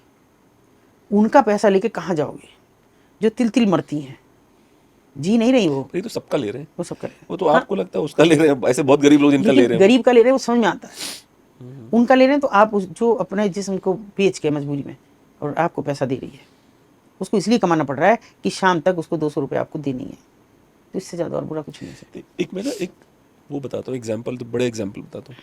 मेरे पिताजी सिक्योरिटी गार्ड थे, ठीक है, सत्य बोलने वाले आदमी, सच बोलते थे, उसी वजह से पसंद भी नहीं किए जाते थे। प्लेटो ने कहा है सच बोलने वाले मनुष्य का जीवन सबसे मुश्किल होता है, सबसे मुश्किल होता है। तो सच बोलते थे, कोई पसंद भी नहीं करता था उनको, ठीक है। लेकिन आज मेरे पिताजी की याद में मैंने 51 फीट ऊंची मूर्ति बनवाई है अपने गाँव में। इतने अमीर लोग थे मेरे गांव में, इतने बड़े बड़े लोग थे, ऐसे थे वैसे थे, वो मूर्ति 250-300 साल तक रहेगी, उनका नाम लेके रहेगी। बिल्कुल बिल्कुल, ठीक है ना। बिल्कुल। ये जो लूट रहे हैं ना जनता को, जिनको IPS को लग रहा है मैं बहुत माल बना रहा हूँ अपने बच्चों के लिए, भीख मांगेंगे तेरे बच्चे, बिल्कुल करते हैं इस हालत में। लेकिन मैं उस दर्द को, मैं बहुत चाहती हूँ कि अपनी ज़िंदगी पूरी होने से पहले मैं उस दर्द से मुक्ति पाऊँ, उस लेडी के, किसी की भी, अच्छा, हर उस औरत के जो वहाँ जा रही है, हर उस औरत के जिसके साथ ये जाती हो रही हैं, शायद इतने अंदर तक वो चला गया। देखिए और भी लोग काम करते हैं, मैं ये नहीं कह रही कि नहीं करते, मुझे समझ नहीं आता, मुझे प्रोफेशनल होना उनके बीच में समझ नहीं आता। मैं 31 सालों में कभी प्रोफेशनल नहीं हो पाई, मैं कभी सरकार से फंड्स की बात नहीं कर पाई, किसी और NGO से कभी, मतलब इंटरनेशनल NGOs भी हैं, मैं उनसे फंड की बात नहीं कर पाई, बात कर नहीं पाई, करना ही नहीं मैंने सोचा कभी। अभी भी लोग मुझसे पूछते, पॉडकास्ट में भी पूछ लेते हैं कि फिर कैसे चलता है। मुझे क्या काम है भाई जिसके लिए मुझको पैसा चाहिएगा वहाँ, इसलिए एक लड़की निकालनी है मुझे, 3 महीने उस लड़की के साथ मेहनत करनी है, मेरा वहाँ आना जाना ही लग रहा है ना बस, और मैं जबरदस्ती चाय उनकी पीती हूँ। पहचान गई होंगी वो महिलाएं, सब पहचानती, मुझे देख के दरवाजे बंद होते हैं। तो अलाउ कैसे करती है, 3 महीने निकाल कैसे, मुझे कैसे लोग 3 महीने तक पकाती हूँ उस लड़की को, अच्छा, ये ना वापस हो जाए, उसको पकाती हूँ। कभी कभी सेम डे निकालनी पड़ जाती है। नेपाली लड़की एक निकाली थी हमने सेम डे, और वो जो उसका नाम था वो बोले ना इस बात को, बार बार हम पूछें कि तुम संतली हो, और ऐसे भी पूछे, सबसे पूछा, नहीं बोल रही। मैं कहा चलो छोड़ो, चलो जाने दो। खड़ी मालकिन चिल्ला रही हम पे कि अरे आप तो मेरे पीछे पड़ी रहती हो, क्योंकि 3 लड़कियां और निकाल चुकी थी एक ही महीने में उसके यहाँ से, मेरे पीछे पड़ी रहती हो। और चलो मैंने कहा तो खड़ी कर दे अपनी लड़की को, चल हटा, इनकी क्यों तो कस्टमरी खड़ा कर रही है। वो खड़ी हो गई। मैं वैसे ही उनके पीछे गई और मैंने जिस लड़की मुझे डाउट था मैंने उससे कहा संतली अब बाहर आ जा। वो एकदम से चौंक के मुड़ी, नेपाली लड़की थी। बस हमारे लिए इतना पल बहुत था। मैंने उसे बहुत जल्दी अपने सीने से लगाया, वो नीचे बैठती चली गई, मैं भी उसके साथ नीचे बैठ गई और उसने कहा मेरा बच्चा इनके कब्जे में है, वो नहीं मिलेगा तो मैं जाऊँगी नहीं। मैंने फिर झूठ बोला, मैंने कहा बच्चा तो नीचे है और वहाँ से ले लेना। तैयार हो गई। नीचे आते ही उसको पता लग गया किसी से कि बच्चा नहीं है और बौखला के मैं जाऊँगी वापस, मैं जाऊँगी वापस, क्योंकि माँ अल्टीमेटली माँ होती है, कुछ भी हो। ये बहुत हमने कहा नहीं लड़की वो बच्चा आ रहा है थोड़ा रुको। और दुर्भाग्य की बात यह है कि हम आज तक उसे ट्रेस नहीं कर पाए। बच्चा तो आ गया, जगह नहीं ट्रेस कर पाए। कहती लोनी में रहते थे, लोनी में एक घर है जहाँ बहुत सारे बच्चे रहते हैं और कोई मामा है जो उन्हें रखता है, वो घर नहीं हम आज तक ढूंढ पाए। ये मेरा बड़ा फेलियर तो वहाँ की महिलाओं के सारे बच्चे वहीं रहते हैं? हाँ। अच्छा। जबरदस्ती की शिकार जो महिलाएं हैं उनको पहले से बच्चा हो जाने देते हैं, प्रिकॉशन नहीं लेने देते। अच्छा। एक बच्चा हो जाएगा तो माँ है। एंड दे डोंट नो कि किसका बेबी है क्या है? उसको तो नहीं जानती, लेकिन आगे अगर वो कोई बच्चा कर रही तो उनको पता है, फिर तो प्रोटेक्शन के साथ है। एक फिल्म आई थी प्रहार, नाना पाटेकर की। उस फिल्म में जो नाना पाटेकर का रोल था और जिस तरह से वो एक प्रोस्टिट्यूट का बच्चा होता है, हाँ। जिसके बाप का नहीं पता होता है। पर मैं समझ में नहीं आता कि अब इस तरह की फिल्मों को कल चलन नहीं रह गया है। नहीं। कोई इस तरह के दर्द को दिखान नहीं करना चाहिए। दर्द तो नहीं, अब उन्हें प्रोटेक्शन नहीं दी, वो उनको पता है हमारा बच्चा किसका है। अच्छा। हाँ, अभी तो मैं कहती हूँ कि बास्टर्ड कहने की जरूरत नहीं है इन्हें, है ये इनके पिता है, वो इन्हें माने ना, अलग बात है। डीएनए करा दूंगी जिस दिन अगर किसी ने कान हिलाने की कोशिश करी। बस सही बात है। हाँ। डरते होंगे आपसे लोग? हाँ नहीं डरते हैं, डरते मेरी शक्ल नहीं देखना चाहते, मुझे मैं मर जाऊँ कल, यार हुई ना। सुप्रीम कोर्ट ने अडल्ट्री को तो एक्सेप्ट कर लिया हाँ। कि भाई अलाउड है अडल्ट्री, Allowed। लेकिन वो कभी रेगुलर नहीं करते उसको। जैसे आप अडल्ट्री अलाउ करते हो तो उस सिस्टम को रेगुलराइज करो। रेगुलाइज करो, जैसे यूएस में है, यूएस में अधिकार है भाई महिलाओं के, आप लो पंगा उनसे बताएंगे आपको ढंग से वो नहीं। और आप एडल्ट्री को चाहे आप नॉर्मलाइज आपने कर दिया, चाहे आप उसे मान रहे हैं, आप उसे अपराधी भी नहीं मान रहे, लेकिन उसके बावजूद भी आप दूसरी चीज भी तो कह रहे हैं। आप तो पहले से मान रहे हैं, आपने लिव इन रिलेशनशिप में भी तो रख रखा है। शादीशुदा भी अगर कोई महिला शिकायत करने जाती है मेरा पति दूसरी औरत के साथ रह रहा है, वो कहता है जी मैं तो लिव इन में रह रहा हूँ, शादी थोड़ी कर ली, 10 के साथ रह लो। अभी मेरे पास चल रहा है सौरभ का कि लिव इन में रह रहा हूँ। सुप्रीम कोर्ट के जो पिछले जो चीफ जस्टिस थे, जो अभी गए इनके पहले वाले, वो भाई साहब कहते थे कि अगर शादीशुदा महिला किसी दूसरे पुरुष के साथ सेक्स करती हुई पकड़ी जाती है अपने पति के द्वारा, तब भी वो कुछ नहीं कर सकता, क्योंकि वो जो है वो तो उसकी मर्जी है और वो बालिग है। हाँ, जहाँ वो चाहे वो कर सकता है, वो चाहे। इसमें भी यही कहते हैं। अच्छा। जबकि आईटीपी एक्ट है उसमें भी ये कहते हैं कि 2 या 2 से अधिक स्त्री या 2 या 2 से अधिक पुरुष एक कमरे में सेक्सुअली इन्वॉल्व हो, वो वेश्यावृत्ति है। अच्छा। ऐसा कैसे हो सकता है? इसीलिए सब होटल बचते हैं। और अभी मैं आजकल खुल के कहती हूँ कि मैं ओयो के खिलाफ कर रही हूँ, बहुत सारा कर रही हूँ। ओयो वालों में सचमुच इसीलिए यूज होते हैं, ये यूज हो रहे हैं। जहाँ 2 कमरे भी ना किसी के पास, वहाँ ओयो है। मैंने महिलाओं से, लड़कियों से बात करी है, हमेशा बहुत सारी लड़कियों से बात कॉन्फ्रेंसेस होती है, मैंने उनको यही बोला, जो लड़का तुझे ओयो ले जा रहा ना, उससे शादी मत कर, शादी मत कर। घटिया है। वो करेगा नहीं, वो क्यों नहीं करेगी, वो ही नहीं करेगा। वो तो कल दूसरी लड़की भी लेके जाएगा, वहाँ कोई आईडी थोड़ी लग रही है उसकी। तो ये तो सबसे गंदा है। हमारे यहाँ तो ऐसी जगह खुले पड़े हैं कि शमशान है और शमशान के बराबर किसी के ने 2 कमरे बनाए हैं अभी 35 गज जगह में, उस पर ओयो का बोर्ड लग गया। बताइए, वो खुद भी रह रहा है, उसी में किसी को कमरा दे रहा है। ये हालत है। और लिटरली यहाँ पे नोएडा के होटल्स हैं, हाँ। सेक्टर 63 में, यहाँ पे बगल में आसपास, उसमें लिखा है कपल एंट्री अलाउड। लिटरली लिख रखा है उन्होंने, केवल आप टेंशन मत लो इसकी। मतलब हाँ। एक और है कि आपके नोएडा में बता रही हूँ, हाँ। कभी देखना जो बहुत खराब से एरिया है, फैक्ट्री एरियाज हैं, सड़कें भी खराब सी हैं, वहाँ दीवारों पे लिख रहा है नंबर और नीचे ओयो, बस एक नंबर और नीचे ओयो। ये मेरे लिए बड़ा शॉकिंग था। अभी मैं सेक्टर 70 में गई थी, तो वहाँ पे ये मैंने देखा लगातार लाइन से लिख रहा है, जैसे वो एक पेंट किया हो किसी ने और डाला और सब जगह उसको अपने फोन मिला दियो। नहीं मिलाया नहीं, अपने यहाँ करती हूँ। अपने यहाँ तो मुझे लोग बहुत फोन करते हैं, मेरे यहाँ भी ओयो खुल गया जी, ये सब बंद करवा। अबे सब भगत सिंह मेरे ही थोड़ी पैदा होंगे, एक आध अपने घर भी तो कर लो। बहुत उम्मीद है लोगों को कि आप अगर कुछ कर रहे हो तो आपसे ही उम्मीद है, तो खुद भी तो कुछ तो करो, थोड़ा तो करो। खुद तो आप बोलोगे ना कि कल यहाँ मैं विद्रोह कर रही हूँ, आ जाना, उसके लिए भी नहीं आएंगे। नहीं आते, इतने नीच हैं ये लोग, नहीं आते। फिर कई लोगों को ये भी प्रॉब्लम है कि मुसलमान हमेशा आ जाता है, मुसलमान ने अपना कल्चर बचा रखा है इसलिए आ जाता है ग्रुप में। वो तुमने निपटा दिया इसलिए तुम नहीं आते हो। छोटे बच्चे, तुम तो सब भाग रहे हो, बड़े खुश हो, अमेरिका जापान जा रहे हो, उनका छोटा सा बच्चा पैंट में दुकान लगा रहा है और ऊपर से मदरसा जा रहा है और अपने उसको पहचान रहा है पूरा। और फिर उनके 10 बच्चे हैं, तुम एक बच्चे में परेशान हो, और पता नहीं क्यों परेशान हो यार, क्यों परेशान हो? बड़ी स्कूल महंगे हो गए, महंगे स्कूल में क्यों डाल रहा है? सस्ते में डाल लो, सस्ते में डाल ले। और अगर आप देखो गांव की लड़कियां निकल रही हैं स्पोर्ट्स में, गांव के लड़के निकल रहे हैं स्पोर्ट्स में। है कोई एक बड़े स्कूलों के जाने वाले ये कहीं ज्यादा क्रिकेट में हाँ कि वहाँ वो महंगा खेल है तो हाँ, वहाँ वो लोग जा हाँ, सकते हैं, हाँ, हाँ। लेकिन बाकी जितने भी ओलंपिक खेल रहे हैं, एशियन गेम्स खेल रहे हैं, सब गांव के लड़के लड़कियां, बिल्कुल, या छोटे शहरों के बच्चे। छोटे शहरों के। मेरे तो गांव की कई लड़कियां, अभी देखो प्रीति पाल ने कितना नाम किया है, और उसी के नाम पे सड़क बन रही है, उसी के नाम पे सब चीजें हो रही हैं। बहुत उसके बहुत गरीब से घर की लड़की। पता नहीं कौन लोग हैं जिन्होंने मेक श्योर किया कि भारत अपनी जड़ों से हट जाए। ये जो बड़े नाम हैं पॉलिटिशियंस के, बड़े बड़े नाम हैं, इनमें से भी ऐसे कोई एक केस है जहाँ पे बड़ा पॉलिटिशियन गुजरा हो ऐसी सड़कों से? कौन सी सड़कों से? इस तरह की जो जिनको कहा जाता है जैसे जीबी रोड है, या आपने कहा मेरठ में है। हाँ, अच्छा, वोट के टाइम पे जाते हैं बहन जी, वोट है अच्छा, भाई में। अच्छा, अच्छा, अच्छा, हम अब हम वोट नहीं देने देते पिछले 15 साल से। अच्छा, दोनों तरफ बैनर लगा देते हैं, कृपया वोट के लिए संपर्क न करें। हाँ, मुहाने पे भी, एग्जिट पे भी है, और एंट्री पे भी। अच्छा, कोई नहीं, मैंने कहा वो बहन है ही नहीं, क्योंकि तुम तो, तुम्हारे तो एजेंडे भी नहीं शामिल, उनका पुनर्वास नहीं, उनका रेस्क्यू नहीं, उनका रिहेबिलिटेशन नहीं, उनके बच्चों की पढ़ाई नहीं, कुछ भी तो शामिल नहीं है। तो क्यों आए, वोट क्यों दें? तुमने कौन सा उनके वोटर कार्ड बनाए?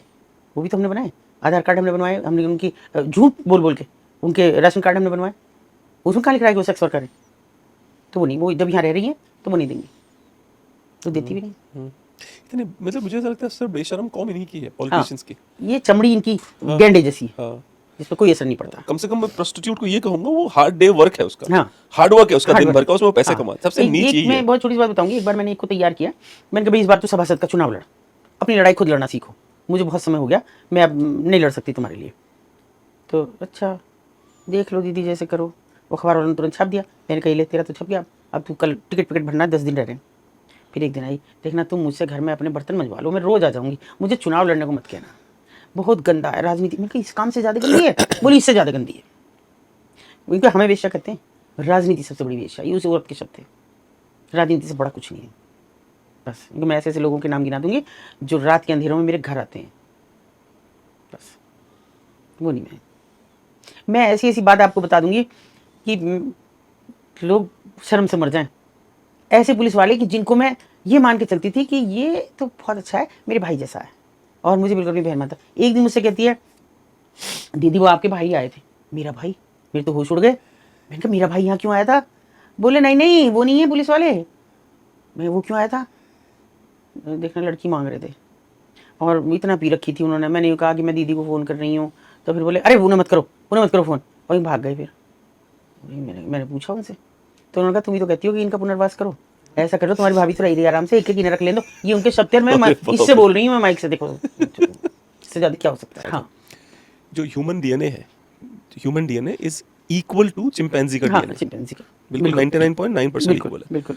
तो वैसा ही बिहेव करता है वो भाई। उसको बहुत चिंपैंजी को बहुत अच्छा, लेकिन एक और खास बात है। हाँ, वो लॉयल है। नहीं, चिंपैंजी नहीं लॉयल होता। Chimpanzee keeps having sex with different chimpanzee female, लेकिन चिंपैंजी फीमेल को उतना ही अलाउड होता है कि you can also go and do it. बिल्कुल। हमारे यहाँ क्या है कि हम चिंपैंजी का एक सेक्शन तो उठा रहे हैं, हाँ, लेकिन महिलाओं को नहीं दे रहे कि तुम भी करो, जो तुम्हें नहीं, मर्जी हो वो नहीं, तुम करो, वो नहीं करते। वो नहीं, वो तो फिर तो आपके उस भाई के साथ सिंपैथी है मेरी, क्योंकि वो बेचारा भाई वही चिंपैंजी का डीएनए उसके बिल्कुल अंदर। मुझे साफ कहा कि हाँ। अरे तो एक तरफ तो कहती है कि इनका पुनर्वास करो, अपनी भाभी से पूछ लो, वो एक मैं वो तो है ही। वो तो पर वही तो झूठ स्टेटमेंट। आई डोंट थिंक पुनर्वास करना चाहता नहीं था। नहीं वो नहीं, बकवास तो था। बकवास तो अपने आप को मुंह से अपनी जान बचाने की था, कोशिश। बस और कुछ नहीं। ना उसके बाद मैंने कभी बात भी नहीं की। मेरे ये नंबर सिस्टम क्या होता है कोठों में कि इतना नंबर का कोठा है, इतने नंबर? वो तो देखिए ऐसा ना कि मान लीजिए एक बिल्डिंग है, और उस बिल्डिंग का मकान नंबर तो सब जगह ही है, तो वो मकान नंबर दुकान नंबर है, वो मकान नंबर नहीं है, वो मकान रिहायशी एरिया नहीं है। तो उसका नंबर हो गया मान लो 400। अब उसमें ऊपर उन्होंने बिल्डिंग बना ली, एक और बना ली, दूसरी बना ली, तीसरी बना ली, वो हो गए उनके अलग अलग। तो उनको ए और बी उन्होंने दे दिया, मगर उनको वो कभी इस्तेमाल नहीं करती जो उनके कागजों में है, ये भी आप समझ लीजिए। अच्छा, वो नहीं इस्तेमाल होते। जब भी हम कहेंगे, मान लो जैसे मैं कहूँगी कि फलानी का कोठा है, मेरे से कोई पत्रकार पूछने लगे कह रहे उसका नंबर तो बता दो, मेरी आदत हो गई 404, कोई नहीं, और फिर वो 404 चलता जा रहा है। अच्छा, उसी के नाम पे चलता जा रहा है। वो कई बार पूछे कि दीदी 404 ही कहना है क्या? हाँ, मैंने कहा तो 404 ही कहना है। तो ये नंबर नहीं है, ये एक सिस्टम बन गया है, क्योंकि उनका आधार कार्ड नहीं था, पैन कार्ड नहीं, कुछ नहीं था उनका। अब तक कोई उनको पहचानने को तैयार नहीं था, कोई ये मानने को तैयार नहीं था कि ये यहाँ रहती हैं, ये शहर की नागरिक हैं, ये इस देश की नागरिक हैं। उनके पास कोई आइडेंटिटी अपनी नहीं थी, क्योंकि लड़कियाँ आई चली गई, जो स्वेच्छा से आ रही थी वो फिर चली गई वापस। तो उनके अजमेर, ग्वालियर, जयपुर, यहाँ पर उनकी आइडेंटिटी होगी या नहीं होगी मुझे नहीं पता। यहाँ आने के बाद कोई पूछता नहीं उनको, राशन कार्ड नहीं है उनके पास, वोटर कार्ड नहीं है, कुछ भी नहीं। अब तो सब है, तो उनके बच्चे नहीं पढ़ रहे, बच्चों को दाखिले नहीं मिल रहे, क्योंकि जो सरकारी स्कूल है वो तो सामने ही है, तुम्हें पता है कि ये तो इनके बच्चे हैं सेक्स वर्कर्स के, इन्हें नहीं लेंगे जी हम। सरकारी स्कूलों में एडमिशन कराने के लिए मुझे पसीने आ गए, महाभारत करनी हो गई, लड़ाई करनी हो गई, नहीं लिया पर क्यों? ना जी, तो दूसरे बच्चों को खराब कर देंगे। खराब क्या करेंगे ऐसा? पता नहीं क्या खराब करेंगे, तब मैंने बड़े स्कूलों की शरण ली। नहीं तो मैं कभी किसी से दान नहीं मांगती, हाँ। अब तो मैं मांगती हूँ भाई, खुल के कहती हूँ मैं, भैया थोड़े बहुत पैसे दे दो तो इसकी एक बच्चे की फीस भर दूँ। मेरा जो भी परिचित है, ऐसे भी मेरे बहुत हैं, मतलब जो मुझे छोटा मोटा करते रहते हैं। बहुत ज़्यादा की मेरी डिमांड नहीं होती किसी से, पर उनकी मुझे अब पहचान छिपानी पड़ती है। हालांकि अब पता है उन्हें, अगर मैं लेके आई हूँ तो उन्हें पता है कि कौन बच्चा है, मैं एडमिशन करा रही हूँ, तो वो ऐतराज़ भी नहीं करते। बस उनका ऐतराज़ इतना होता है वो लोग नहीं आए यहाँ मिलने, मैं भेजती भी नहीं हूँ। इसलिए नहीं भेजती कि कहीं लीक हो जाए बच्चा, उसमें फिर थोड़ा सा अपने आप को वैसा महसूस करेगा। माओ को भी समझा के रखती हूँ कि एक दिन तुम्हारे लिए तुम्हारा बच्चा आगे बढ़ेगा, लड़की या लड़का, ये तुम्हारे लिए करेंगे। और अब MCA MBA BTech करके कर रहे हैं बच्चे, काफ़ी आगे। हाँ हाँ उनके, लेकिन सेक्स वर्कर्स के नहीं, ये ब्रोथल कीपर के हैं, ब्रोथल ऑनर्स के हैं। तो ब्रोथल कीपर के कितने चांसेस है कि पहले वो सेक्स वर्कर थी? 100%। अच्छा हाँ, अच्छा, मालकिन के भी। मतलब इट्स लाइक कि वो हायरार्की हाँ, में मेहनत हाँ, करते करते वो प्रमोशन हाँ, होता गया। प्रमोशन हो गया उसका। अच्छा बस, और अब जो सेक्स वर्कर हैं उनका भी प्रमोशन हो जाता है अच्छा कि वो घर नहीं जा रही हैं, घर पैसा भेज रही हैं, घर वालों को भी आदत हो गई है। नेपाली हैं जैसे, जाते होल्ड हो गया कोटो में। अच्छा, मेरे घर में नेपाल की 3 सर्वेंट्स हैं, हाँ ठीक है, एंड आई अंडरस्टैंड कि आप क्या कह रहे हो, क्या कह क्यों वो हमारे घर में चिपक के रहती हैं। हाँ, क्योंकि उनको कहीं नहीं जाना, कहीं नहीं जाना। क्योंकि उनको ये शायद ये फीलिंग है या इस तरह से, या फिर पता नहीं उनके साथ क्या पास्ट है उनका, हाँ हाँ, बट वो ना उनको बहुत क्लियर है कि हमें यहीं रहना हमें है। यहीं रहना। हाँ, बस वो इसीलिए कि सबसे ज़्यादा नेपाली लड़कियां अब इस पेशे में, सबसे ज़्यादा। और आपको बताऊं कि हम बड़े शान से कहते हैं यमुनोत्री, गंगोत्री और केदारनाथ और बद्रीनाथ, डूब के मर जाओ कहीं कुछ नहीं हो तुम। यमुनोत्री की लड़कियां आती हैं यहाँ। जब पहली बार मुझे पता लगा, शॉकिंग था मेरे लिए, इतना ज़्यादा कि मैंने उस लड़की से पूछा तुम कहाँ की हो, इतनी सुंदर सी, वो प्यारी सी गोरी चिट्टी बिल्कुल। मैं पहाड़ की हूँ। बेटा पहाड़ में भी तो कोई जगह है, मैं भी चलूँगी एक दिन तुम्हारे घर। आप जा ना पाओ वहाँ, क्यों? रास्ते खराब है। अच्छा फिर भी बता दो, कल लाखा मंडल, जैसे पांडवकालीन कहते हैं कि जहाँ आखिरी स्वर्ग की सीढ़ियाँ चढ़ी, पांडवों ने अपना आखिरी समय लाखा मंडल में बिताया।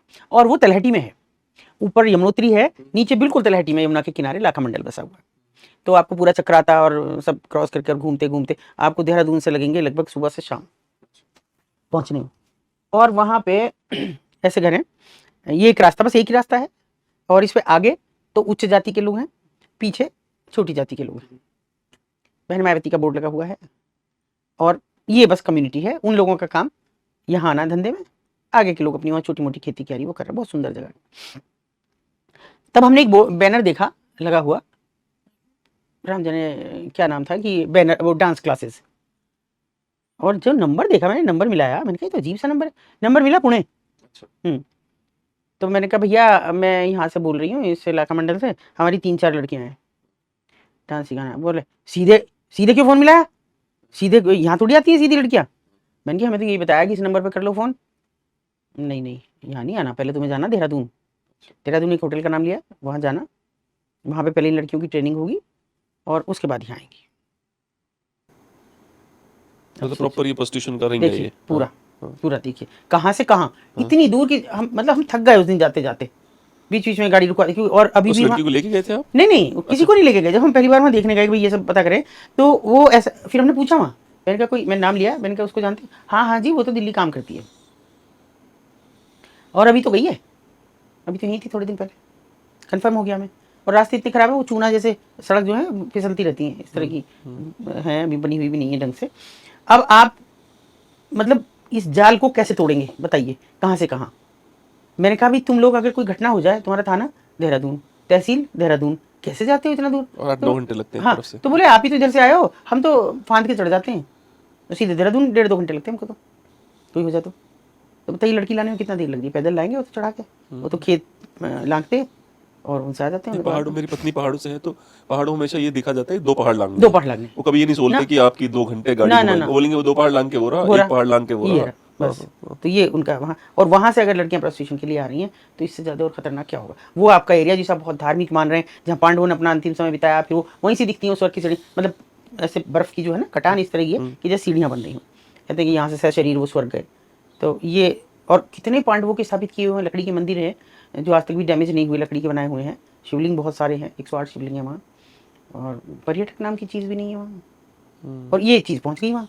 ये पहुंच गया। ये पहुंच गया, आप देखिए आप। तो इसका मतलब जो ट्रैफिकर है वो हर उस जगह को, वनरेबल को देख रहा है जहां तुम आसानी से ला सकते हो। और रंग गोरा is very important. Very important. Indians का इतना दिमाग खराब है, गोरों हाँ, ने 250 साल के लिए बस बजाई इनकी बस कि इनको गोरा हाँ, रंग बहुत बस चाहिए। गोरा रंग बहुत और कुछ ना हो, गोरा रंग बहुत बस जरूरी है बस इनके वो लिए। इनको चाहिए। तो वो वहां से लड़कियां आ रही हैं और उनकी गरीबी है।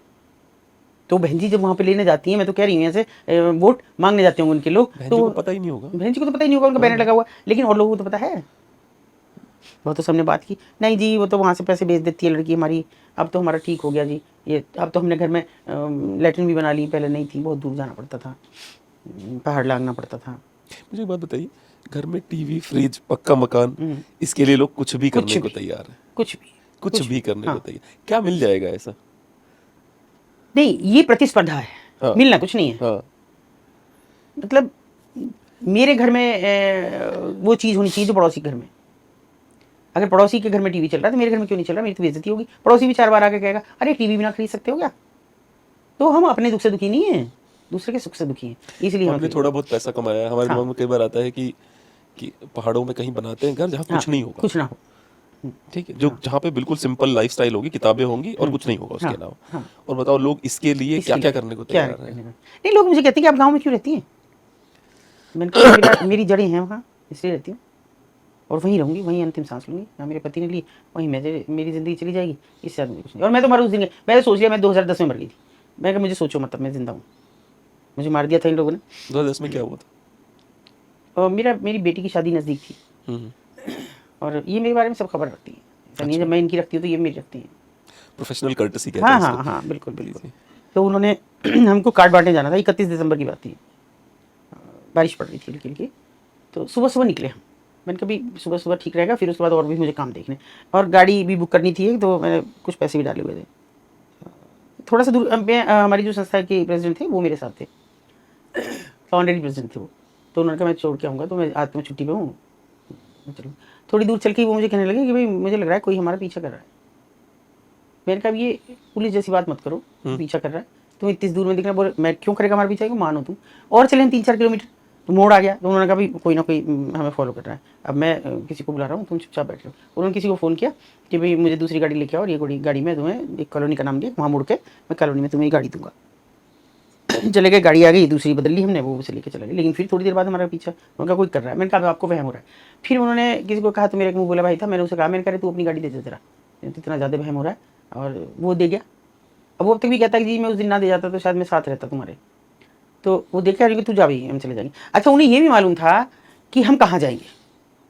हम गढ़ रोड पे गए, और गढ़ रोड पे जैसे, मतलब चूंकि मेरी बेटी तो नैनीताल रहती है, वो उनका गाँव पड़ता है वहाँ पे, तो ऐसे हमको मुड़ना था सड़क पार करके। तो उन्होंने गाड़ी नीचे उतारी, इतना तो हमको याद है, गाड़ी नीचे उतार के मोड़ने के लिए जैसे ही टर्न की, तो बस उन्होंने मेरी ऐसे यहाँ से पकड़ के नीचे कर दिया मुझे। अच्छा। उनको इतना वो था, मगर वो तो बिल्कुल डैमेज कर दिया, हमारे ऊपर दूध का टैंकर चढ़ा दिया। सामने दूध का टैंकर था, ये तो मुझे याद है कि टैंकर चला एकदम हमारे मोड़ने की कोशिश करती, पर ये नहीं मुझे पता लोगों ने कैसे निकाला अंदर से। बहुत पैर सब टूट गए, हाथ टूट गए, ये सब निशान उसी वक्त के हैं चेहरे पे भी। और वो तो बहुत ही ज़्यादा डैमेज हुए, क्योंकि वो गाड़ी चला रहे थे, मुझे तो उन्होंने नीचे कर दिया था। ये बाद तक मेरे ये कांच निकाले जाते रहे, बहुत सब हो गए थे। तो लेकिन एक अच्छाई हुई कि मुझे जब तक थोड़ा होश नहीं था, और मैं ऐसे में आपको बात बताऊं एक बीच में काट के, ऐसे में एक सज्जन जो हमारे बहुत नज़दीकी हैं और पुलिस में इंस्पेक्टर थे, वो आए। उनकी पोस्टिंग भी यहाँ नहीं थी, कहीं और थी, आई थिंक सहारनपुर उनकी पोस्टिंग थी। तो मेरा बेटा भी था वहीं, और मुझे थोड़ा थोड़ा होश था, मैं देख नहीं पा रही थी क्योंकि ये सब बंधा हुआ था, लेकिन मुझे आवाज़ें समझ में आ रही थी। तो उसने आके मुझे पता लगा कि कैमरा उसने लगाया हुआ मेरे ऊपर, और मुझसे कहा कि वो आपके साथ कौन थे। बेटा मेरा पीछे बोल के कि आप क्या पूछ रहे हैं इनसे, अभी उनकी तबीयत ठीक नहीं है। वो बदतमीज़ बोला मेरे बेटे से, बस मुझे इतनी बर्दाश्त नहीं थी, भले मुझे कुछ नहीं था। मैंने पट्टी उट्टी हटाई, मैंने कहा हो गई सब, ये होने दो। वो बड़ा खून सब निकल आया, ये इस गाल पे तो कोई वही नहीं था बिल्कुल, मतलब स्किन नहीं फीलिंग थी, नहीं थी। स्किन अच्छा, नहीं थी, स्किन छिल गई थी सारी, पूरा छिल गया था ये, उतर गई थी खाल में। तो मैंने कहा इससे कैसे ऐसा बोले, तो बोले आप बताओ फिर, शर्म नहीं आती, शर्म नहीं आती, भाभी कह रहे हो है ना, पड़ोस में रहते हो, मतलब हम एक ही गाँव के लगभग, बस इतनी सी दूरी है कि सड़क किस पार हमारा और इस पार उड़जपुर के हैं। और उन्होंने इतनी बदतमीजी और बेहयाई से पूछना शुरू करा कि मैंने कहा उनसे क्या लेना तुम्हारा। अरे नहीं नहीं, मैं पूछ लूँ ना, वो हमारे बड़े एनकाउंटर स्पेशलिस्ट हैं और ये हैं, और वो उनका अभी तो मैं उनका लिखूंगा इसमें नाम, क्या। फिर मैंने कहा अभी मैं इस आदमी का इलाज करूँगा, और मैंने करा। कि जिस दिन मैं खड़ी हो जाऊंगी ना, मैंने कहा तुमको तो मैं खा ही जाऊंगी, बस समझ लेना अभी तो हो जाओ। लेकिन अच्छा ही ये हुई, उस आदमी को तो खैर सस्पेंड हुआ इस बदतमीजी के लिए, क्योंकि मेरे बेटे ने भी फिर उसकी वीडियो बनाई। क्या रंजिश थी मुझे ये नहीं समझ आई। लोगों ने वो हमारे पैसे भी लूट लिए, 1.5 लाख रुपए थे हमारे अच्छा, पास, हमको तो कुछ नहीं था, कैसे आए हमें नहीं पता। तो उसके बाद में तो मुझे ऐसी मेरे सिचुएशन में भले पैसा ले ले पर अस्पताल पहुंचा दे भाई। अस्पताल पहुंचा दे कोई, वो 1.5 लाख लेकिन तेरे किसी हो ने गए। पहुंचा दिया। हाँ, हाँ, हाँ। और देखिए मेरी बेटी के भी ससुराल वाले वहीं से निकल के गए, बस ऐसे देख के कि यार किसी का बड़ा एक्सीडेंट हुआ है, उन्हें नहीं मालूम कुछ भी। अब जब मैं घर आई तो थोड़ा सा वो हिम्मत सी करके कहने लगे मेरे साथ के लोग कि मैम वो आया था। मैंने कहा क्यों? सबसे बड़ा दलाल वहाँ का। कह रहा मुझे बात करनी है उनसे। लेकिन संयोग ऐसा रहा कि वो तभी आ गया घर पे। मैं घर नहीं किसी को कभी बुलाती हूँ। तो उन्होंने कहा कि वो बाहर लॉबी में बैठा। मैंने कहा क्यों आया? ये नहीं बता रहा, कह रहा इनसे मिलना। आ गया वो, आके उसने मेरे, जबकि वो मुस्लिम है, उसने मेरे पैर पकड़े, मुझसे गलती होगी। मैंने कहा क्या गलती होगी? खड़ा हो जा, ये मैंने तुम्हारा एक्सीडेंट कराया, तुम मेरे को मुकदमा लिखाओ। मैंने कहा नहीं वो तो मैं नहीं करूँगी, ना मैंने किसी को देखा ना मुझे पता, मैं तो इसे ऐसे ही समझ रही हूँ रैंडम कि मेरा एक्सीडेंट हो गया। वो रोने लगा, फिर उसने धागा निकाला काला, ये मुझे बांध दो। मैंने कहा तुम इसका मतलब समझते हो? बोले तो मैं नहीं समझता हूँ या समझता हूँ, आज से तुम मेरी बहन हो, बस मुझे धागा बांध दो। और मैंने मरते दम तक उसके, वो जो गुजरा उसका ही प्रण निभाया। अच्छा, मगर उसने भी मुझे 25-30 लड़कियां निकलवाई। अच्छा। क्या समझ लो मैंने आज से काम छोड़ दिया, जबकि सबसे बड़ा उसके बिना पत्ता नहीं हिलता वहाँ। और मुझे अफसोस भी है, लेकिन कर्मों की सज़ा है। वो इस हालत में मरा, बोल नहीं सकता था, पहचानता नहीं था किसी को, वो कुछ पता नहीं था कहाँ मैं बाथरूम करूँ, कहाँ शौच करूँ, कुछ नहीं पता था उसे। बहुत बुरी दुर्दशा में मरा।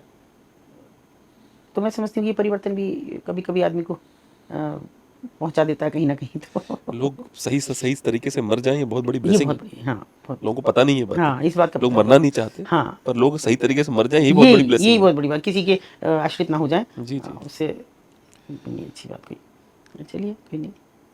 तो मैं एक पहले भी पूछा था एक बार और दूसरी बार पूछता हूँ कि आपको कोई ऐसी महिला मिली जिसको आपने निकालने की कोशिश करी, उसने बोला कि नहीं मैं तो चॉइस से हूँ, मैं नहीं जा रही? नहीं, अच्छा, एक भी नहीं, अच्छा। कभी नहीं। मैंने 562 लड़कियां निकाली हैं वहाँ से, एक लड़की ने मुझे ये नहीं कहा कि मैं नहीं निकलना चाहती। भाई कुछ तो ऐसी हैं, ये तो हज़ारों थी, मैं निकाल सकती थी, मगर उनका निकालने का कोई मतलब नहीं था, क्योंकि उनके बच्चे भी वहीं थे। अब उससे बेटर मैंने सोचा ये बच्चे ही इनको निकालें, अगर ये पढ़ लिख लेंगे काबिल, और हुआ ये, तो पढ़ लिख लिए तो काबिल हो गए, माओं को वहाँ से निकाला, अलग घर बनाए, वहाँ रह रही हैं। और देखिए कुछ बहुत सारी, मैं ये नहीं कहती कि सारी चीज़ें खराब हुई, मेरे साथ कुछ बुरा किया। लोग कहते हैं वहाँ कैसे चली जाती थी, कैसे आप करती थी। मैंने कभी भी, दिल से मैं कह रही हूँ, मैंने उनको नुकसान नहीं पहुँचाना चाहा, ब्रोथल कीपर को भी नहीं, ऑनर को भी नहीं, किसी को भी नहीं। बस मैंने आराम से कहा कि भाई मुझे दे दो इस लड़की, नहीं दोगी नुकसान हो जाएगा। और बहुत कम मुकदमे किए, हट जाती थी। मैंने कहा मैं मुकदमा नहीं करूँगी, तुम्हें करना हो तो करो, लड़की निकल गई, मेरे लिए बहुत है, बस इतना। मगर उन्होंने भी मेरे साथ वो निभाया, उन्होंने भी कभी मेरा बुरा नहीं सोचा। ठीक है ये एक्सीडेंट हुए, जो भी हुआ, मुकदमे हुए, लेकिन हम लोग आपस में बातचीत करते थे। और ऐसा भी नहीं कि वो मेरे आप साथ, लिटरली महाभारत कर रहे थे उनके साथ। हाँ हाँ हाँ हाँ, सच में। अगर वो मेरे लिए मेरी बर्थडे हो और मेरे लिए साड़ी खरीद के लाई, तो मैंने सिर से लगा के ली। और उनके यहाँ कुछ हुआ तो मैंने भी दिया। और कभी किसी ने मेरे से नाराज़गी दिखाई तो मैंने कहा अच्छा चल चाय कॉफ़ी कुछ तो मंगा ले, वो पी लूँगी फिर चली जाऊँगी, तो जो मेरे से नाराज़गी हो रही है, तो गुस्सा नाराज़गी भी दूर हो जाती थी।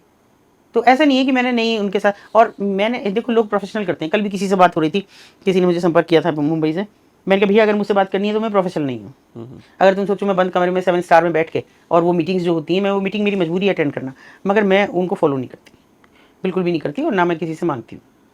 मतलब आप मीटिंग्स में किसको बुला रहे हैं? अभी मैं आपको एक ऐसी कड़वी सच्ची बताऊँ, जिनको ट्रैफिकिंग नहीं मालूम, ये नहीं पता ट्रैफिकिंग क्या चीज़ है। एक बड़े IPS, मानवाधिकारों के बहुत बड़े पैरोकार, और जब उनको ट्रैफिकिंग पे बोलना शुरू किया उन्होंने, और एक बड़े होटल में, नाम नहीं लूँगी, बड़े होटल में, बहुत बड़े होटल भी मैं क्यों कहूँ, वो तो विलेज के नाम से जाना जाता है कोलकाता में। उन्होंने कहना शुरू किया देखिए ये बहुत अच्छा विषय आपने लिया है, क्योंकि हमारी ट्रैफिक की व्यवस्था ध्वस्त हो चुकी है, होश उड़ गए हमारे सबके। मीडिया क्या लिखेगा? मैंने बहुत जल्दी करके पर्चा लिखा, सर ये ह्यूमन ट्रैफिकिंग की बात हो रही है, जिसमें औरतों की, बच्चों की खरीद फरोख्त होती है, एक जिले से दूसरे जिले और एक स्टेट से दूसरे। ये आपको बोला IPS था। हाँ मैं वहीं आ रहा हूँ कि देखिए ट्रैफिक की व्यवस्था जिस तरह मैं तो गलत हो ही नहीं सकता, क्योंकि मैंने एग्जाम पास किया। हाँ एग्जाम पास किया, और हमने जैसे हमने ये यातायात व्यवस्था ध्वस्त कर रखी, ऐसे ही हमने लोगों का जीवन ध्वस्त कर दिया है। और वो वहाँ आ गए घूम फिर के, बताइए हमने मैंने कहा हम नहीं आ सकते इस रास्ते पर भी, हमारे बस की नहीं है। बस दिल से जुड़े थे उनसे और दिल से ही जुड़े रहेंगे सारी ज़िंदगी, ऐसी भी किसी भी महिला और बच्चे को मिलके मैं कभी मेरे नफरत नहीं पास करती। एक पुरुष आयोग है, हाँ। एनजीओ है जिसकी वो है जो जिसको हाँ। रन करते हैं, उनका नाम बरकत रहन जी। हाँ। कई बार आप टीवी चैनल पर देखेंगे उनको। तो उन्होंने एक सवाल भेजा आपके लिए। उन्होंने कहा है कि जो पुरुष जो इस तरह के प्रोफेशन में है, हाँ जी जिनको बोलो। महिलाएं उठा के ले जाती हैं, जी जी, हाँ। उनके बारे में क्या किया जाए, उनको कैसे बचाया जाए? देखिए पहली बात तो महिला उठा के नहीं ले जाती, अच्छा ये गलत बात है। अच्छा। सॉरी बरखा जी, ये गलत बात है। महिलाएं कभी उठा के नहीं ले जाती, महिलाएं फुसला के ले जाती हैं। वो टिट फॉर टैट कर रही हैं। आपको कैसे लगता है वो कैसे उठा के ले जाएंगी? भाई जब महिला को एक पुरुष उठाता है तो वो उसे बेहोश करता है, कुछ और करता है उसके साथ, और तब गाड़ी में डालता है। औरत कैसे डाल सकती है? इतनी तो मजबूत अभी नहीं है, लेकिन वो उसे फुसला के ले जाती है। फुसलाएगी, उसकी कमजोरी देखेगी क्या है, उसको वॉच करेगी बहुत टाइम, और उसके बाद उसका यूज़ करेगी।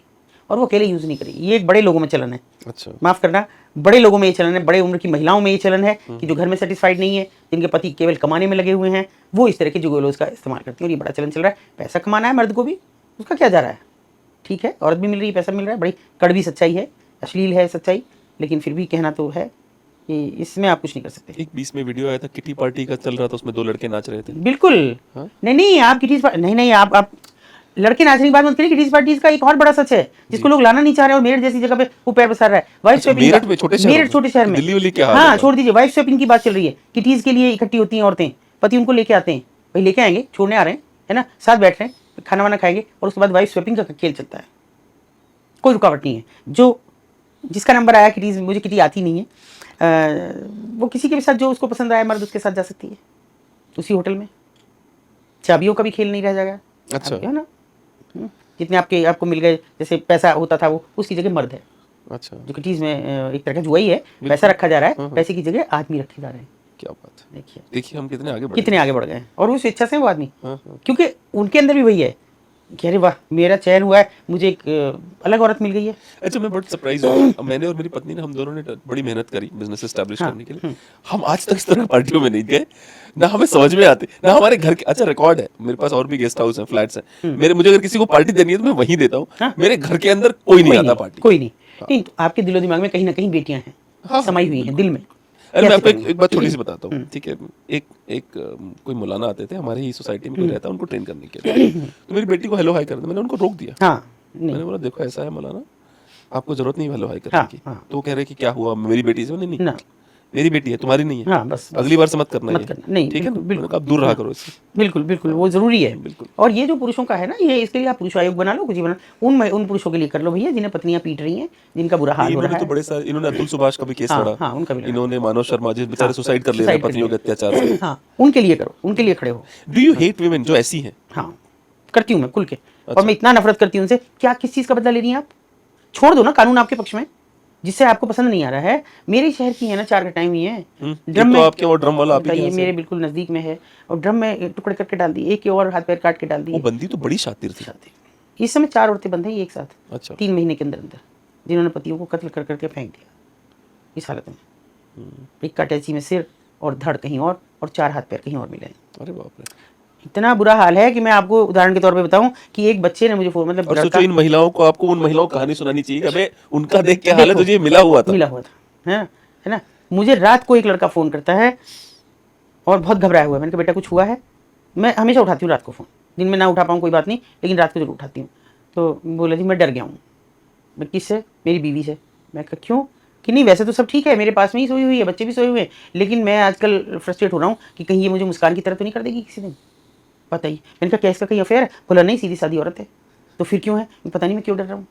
हाँ, बल्कि पहले कहते थे ना हम लोग, कितनी भी लड़ाई हो जाए पत्नी के साथ, पर सोते साथ में। में अब वो भी साला वो खतरनाक हो गए। वो और खतरनाक। बोले मैं रात को उठ के देखता हूँ और अगर मुझे इसकी आँख खुली दिख गई है, मुझे जागी दिख गई, तो मैं डर जाता हूँ कि ये क्या सोच रही थी। आप सोचिए, और वो मेरे रिलेशन में ही है वो बच्चा। तो मैंने उसको फिर बहुत उसकी काउंसलिंग की, तो बेटा ये बात गलत है, तू ऐसा। वो लड़की रोए कि ये मेरे बारे में क्या सोच रहे हैं, कैसी कैसी। अगर कोई अच्छा होगा, मैंने कहा भैया इस बेचारी की क्या गलती है, ये इसके दिल में बस गई ये बात, पता नहीं क्यों बसी है। तो आप सोचिए क्या इसके परिणाम। तो ऐसे लोगों के लिए तो पुरुष आयोग की जरूरत है कि जो इस तरह की औरतें कर रही हैं, और मैं इनकी कड़ी सजा की मैं तो हिमायती हूँ। आपके एक सांसद हैं जो भगवान श्री राम का रोल करते थे, उनका कोई समर्थन मिलता है आपके काम में? सवाल ही नहीं उठता। नेताओं का क्या मतलब है, उन्हें क्या लेना देना? वो तो सुनते भी नहीं है ऐसी बातों को, पसंद भी नहीं करते। मैं आपको उदाहरण के तौर पर बताऊंगी कि मैंने उन महिलाओं का, शुरुआती दौर की बात थी, और हमारे यहाँ 2 बड़े फेमस विधायक थे, चंगू मंगू लोगों ने कहते थे। हमने उनको भी आमंत्रित कर लिया और इनका मैंने पहला बार ये सोचा, बहुत कम टाइम 4-5 साल मुझे इनके बीच काम करते हुए थे, कि मैं इनकी क्यों ना जो इनकी अपनी पारंपरिक है गाने की नाचने की उस विधा को आगे लाऊं, हो सकता है इसलिए छोड़ दें। तो हमने एक बड़ा मंच दिया उन्हें, और आप यकीन नहीं करेंगे इस कदर 98 में करना बड़ा कठिन काम था। और ये आई, सबने मुझे हतोत्साहित किया कि ये नहीं आएंगी, ये नहीं आएंगी, कुछ ही कर लो आप। मुझे भी लग रहा था, फिर भी मीडिया ने बहुत साथ दिया कि रिहर्सल के भी फ़ोटो डली, बड़ी खबरें छपी। उसके बाद वो दिन आया और ये आ गई महिलाएं थोड़ी नानू करके बाद में, और हमें जो हॉल हमने लिया था उसके दरवाजे खोलने पड़े, लोग बाहर भी वो शायद आए तो ये देखने कि सेक्स वर्कर कैसे डांस करेंगे और कैसे क्या, लेकिन वो इतना डिसेंट था कि बड़ी अच्छी गज़लें गाई कि हम तेरे शहर में आए हैं, बहुत सुंदर सुंदर सब कार्यक्रम उनके हुए, और काफ़ी लंबा चला जितना हमने उम्मीद नहीं करी थी। उसमें हमारे 2 विधायक आए थे, एक सरकार प्रशासन से जुड़े अधिकारी थे, और तो बहुत लोग थे। तो भैया पहले तो विधायक जी ने ये कहा, बताओ जी अतुल जी आपने हमें किस कार्यक्रम में बुला लिया, हमें बताओ, तो हम तो आते ही नहीं, यहाँ तो उठना भारी हो गया। हमने कहा आपकी तो आज ख़त्म हो गई राजनीति, अब तो हम आपके खिलाफ इतना प्रचार करेंगे कि आपको समझ नहीं आ रहा। हूँ मैं कड़वी इस मामले में, और हमने किया वो, अब हम नहीं कहना चाहेंगे, ख़त्म हो गए, ऐसे समझ लो। अब वो जो सज्जन थे जो शासन से जुड़े हुए थे, उन्होंने इतनी सज़ा भोगी कि वो जेल गए। वो इसी काम के लिए डिप्यूट होते हैं कि वो इनका पुनर्वास करें, वो करें, और उन्होंने इसमें हमारा बड़ा सहयोग किया कि तो जी आज आपने पहली बार एक अच्छा काम किया है कि इन लोगों को मंच दिया, और अखबारों ने भी बहुत सुंदर सुंदर लिखा, और वो जेल गए। सोचिए, जब मैं उनसे मिलने गई ना, वो बच्चों की तरह रोए, मेरे हस्बैंड दोनों गए, बच्चों की तरह रोए कि तुम जी मेरी क्या गलती थी, ये कि मैंने इन औरतों को एक पुनर्वास की दिशा में कदम बढ़ाने में मदद की आपकी। कुछ जेल क्यों गए थे वो? राम जाने क्यों उनको इतना बुरा लगा, तत्कालीन डीएम को और लोगों को, क्या उन पर धाराएं लगाई, क्या उनके साथ किया, और जेल भेज दिया उन्हें। चिढ़ गए बिल्कुल बुरी तरह उनसे, वो कहा कि तुम विधवा पेंशन पे 20 रुपये लेते हो, ये उन पर इल्ज़ाम लगाए। बोले जी मुझे एक तो कह दी कि मैंने 20 रुपये कब लिए। मुझे तो ऐसा लगता है कि सरकार जानबूझ के नियम कानून का जाल आपके आसपास बुनती है ताकि जब भी आप थोड़ा उनके खिलाफ जाए आपको उठा के जेल में डाल दें। कि हर जैसे ये नोएडा में, गाजियाबाद में, मेरठ में हर बिल्डिंग सरकारी मानक पैमानों पे खड़ी नहीं होती, नहीं। कुछ ना कुछ गड़बड़ सबने कर रखी बिल्कुल, है। सरकार ने वो क्यों बना लगा रखा है, जब मेरा मन करेगा मन तब करे तोड़ देते, पूरा बन जाएगा उसके बाद तोड़ेंगे, आज बुलडोजर लगा दो, अभी बुलडोजर लगा। आपने इसको तो फ्री करो, इसको तो जनता को अपने मन से जीने दो। किस बात की डेमोक्रेसी है ये? पता नहीं ये क्या डेमोक्रेसी, कि मतलब हम बताएंगे तुम्हारा घर कैसे बनेगा, डिजाइन हमसे पास करवाओ। अभी तो हो गया उसमें है पैसे लेके कि जाओ। नक्शे की जरूरत नहीं है, हाँ। अभी तो ये किया है गवर्नमेंट ने, पर वो कितना मानेंगे ये एमडीए और डीडीए और ये सब चीज़ें लोग मिलके, ये अलग बात है, उसको देखेंगे कितना मानेंगे। चलिए, it was wonderful talking to you ma'am, बहुत ही अच्छा लगा बात करके, और उम्मीद है कि आप और सफल हों अपने काम में। और आप बिल्कुल 61 साल की नहीं लग रही हैं, तो मुझे लगता है अभी तो और डरना चाहिए वहाँ के लोगों को आपसे। नहीं, अभी तो डरते हैं, शहर के भी लोग डरते हैं, ऐसा नहीं है, शहर के भी डरते हैं।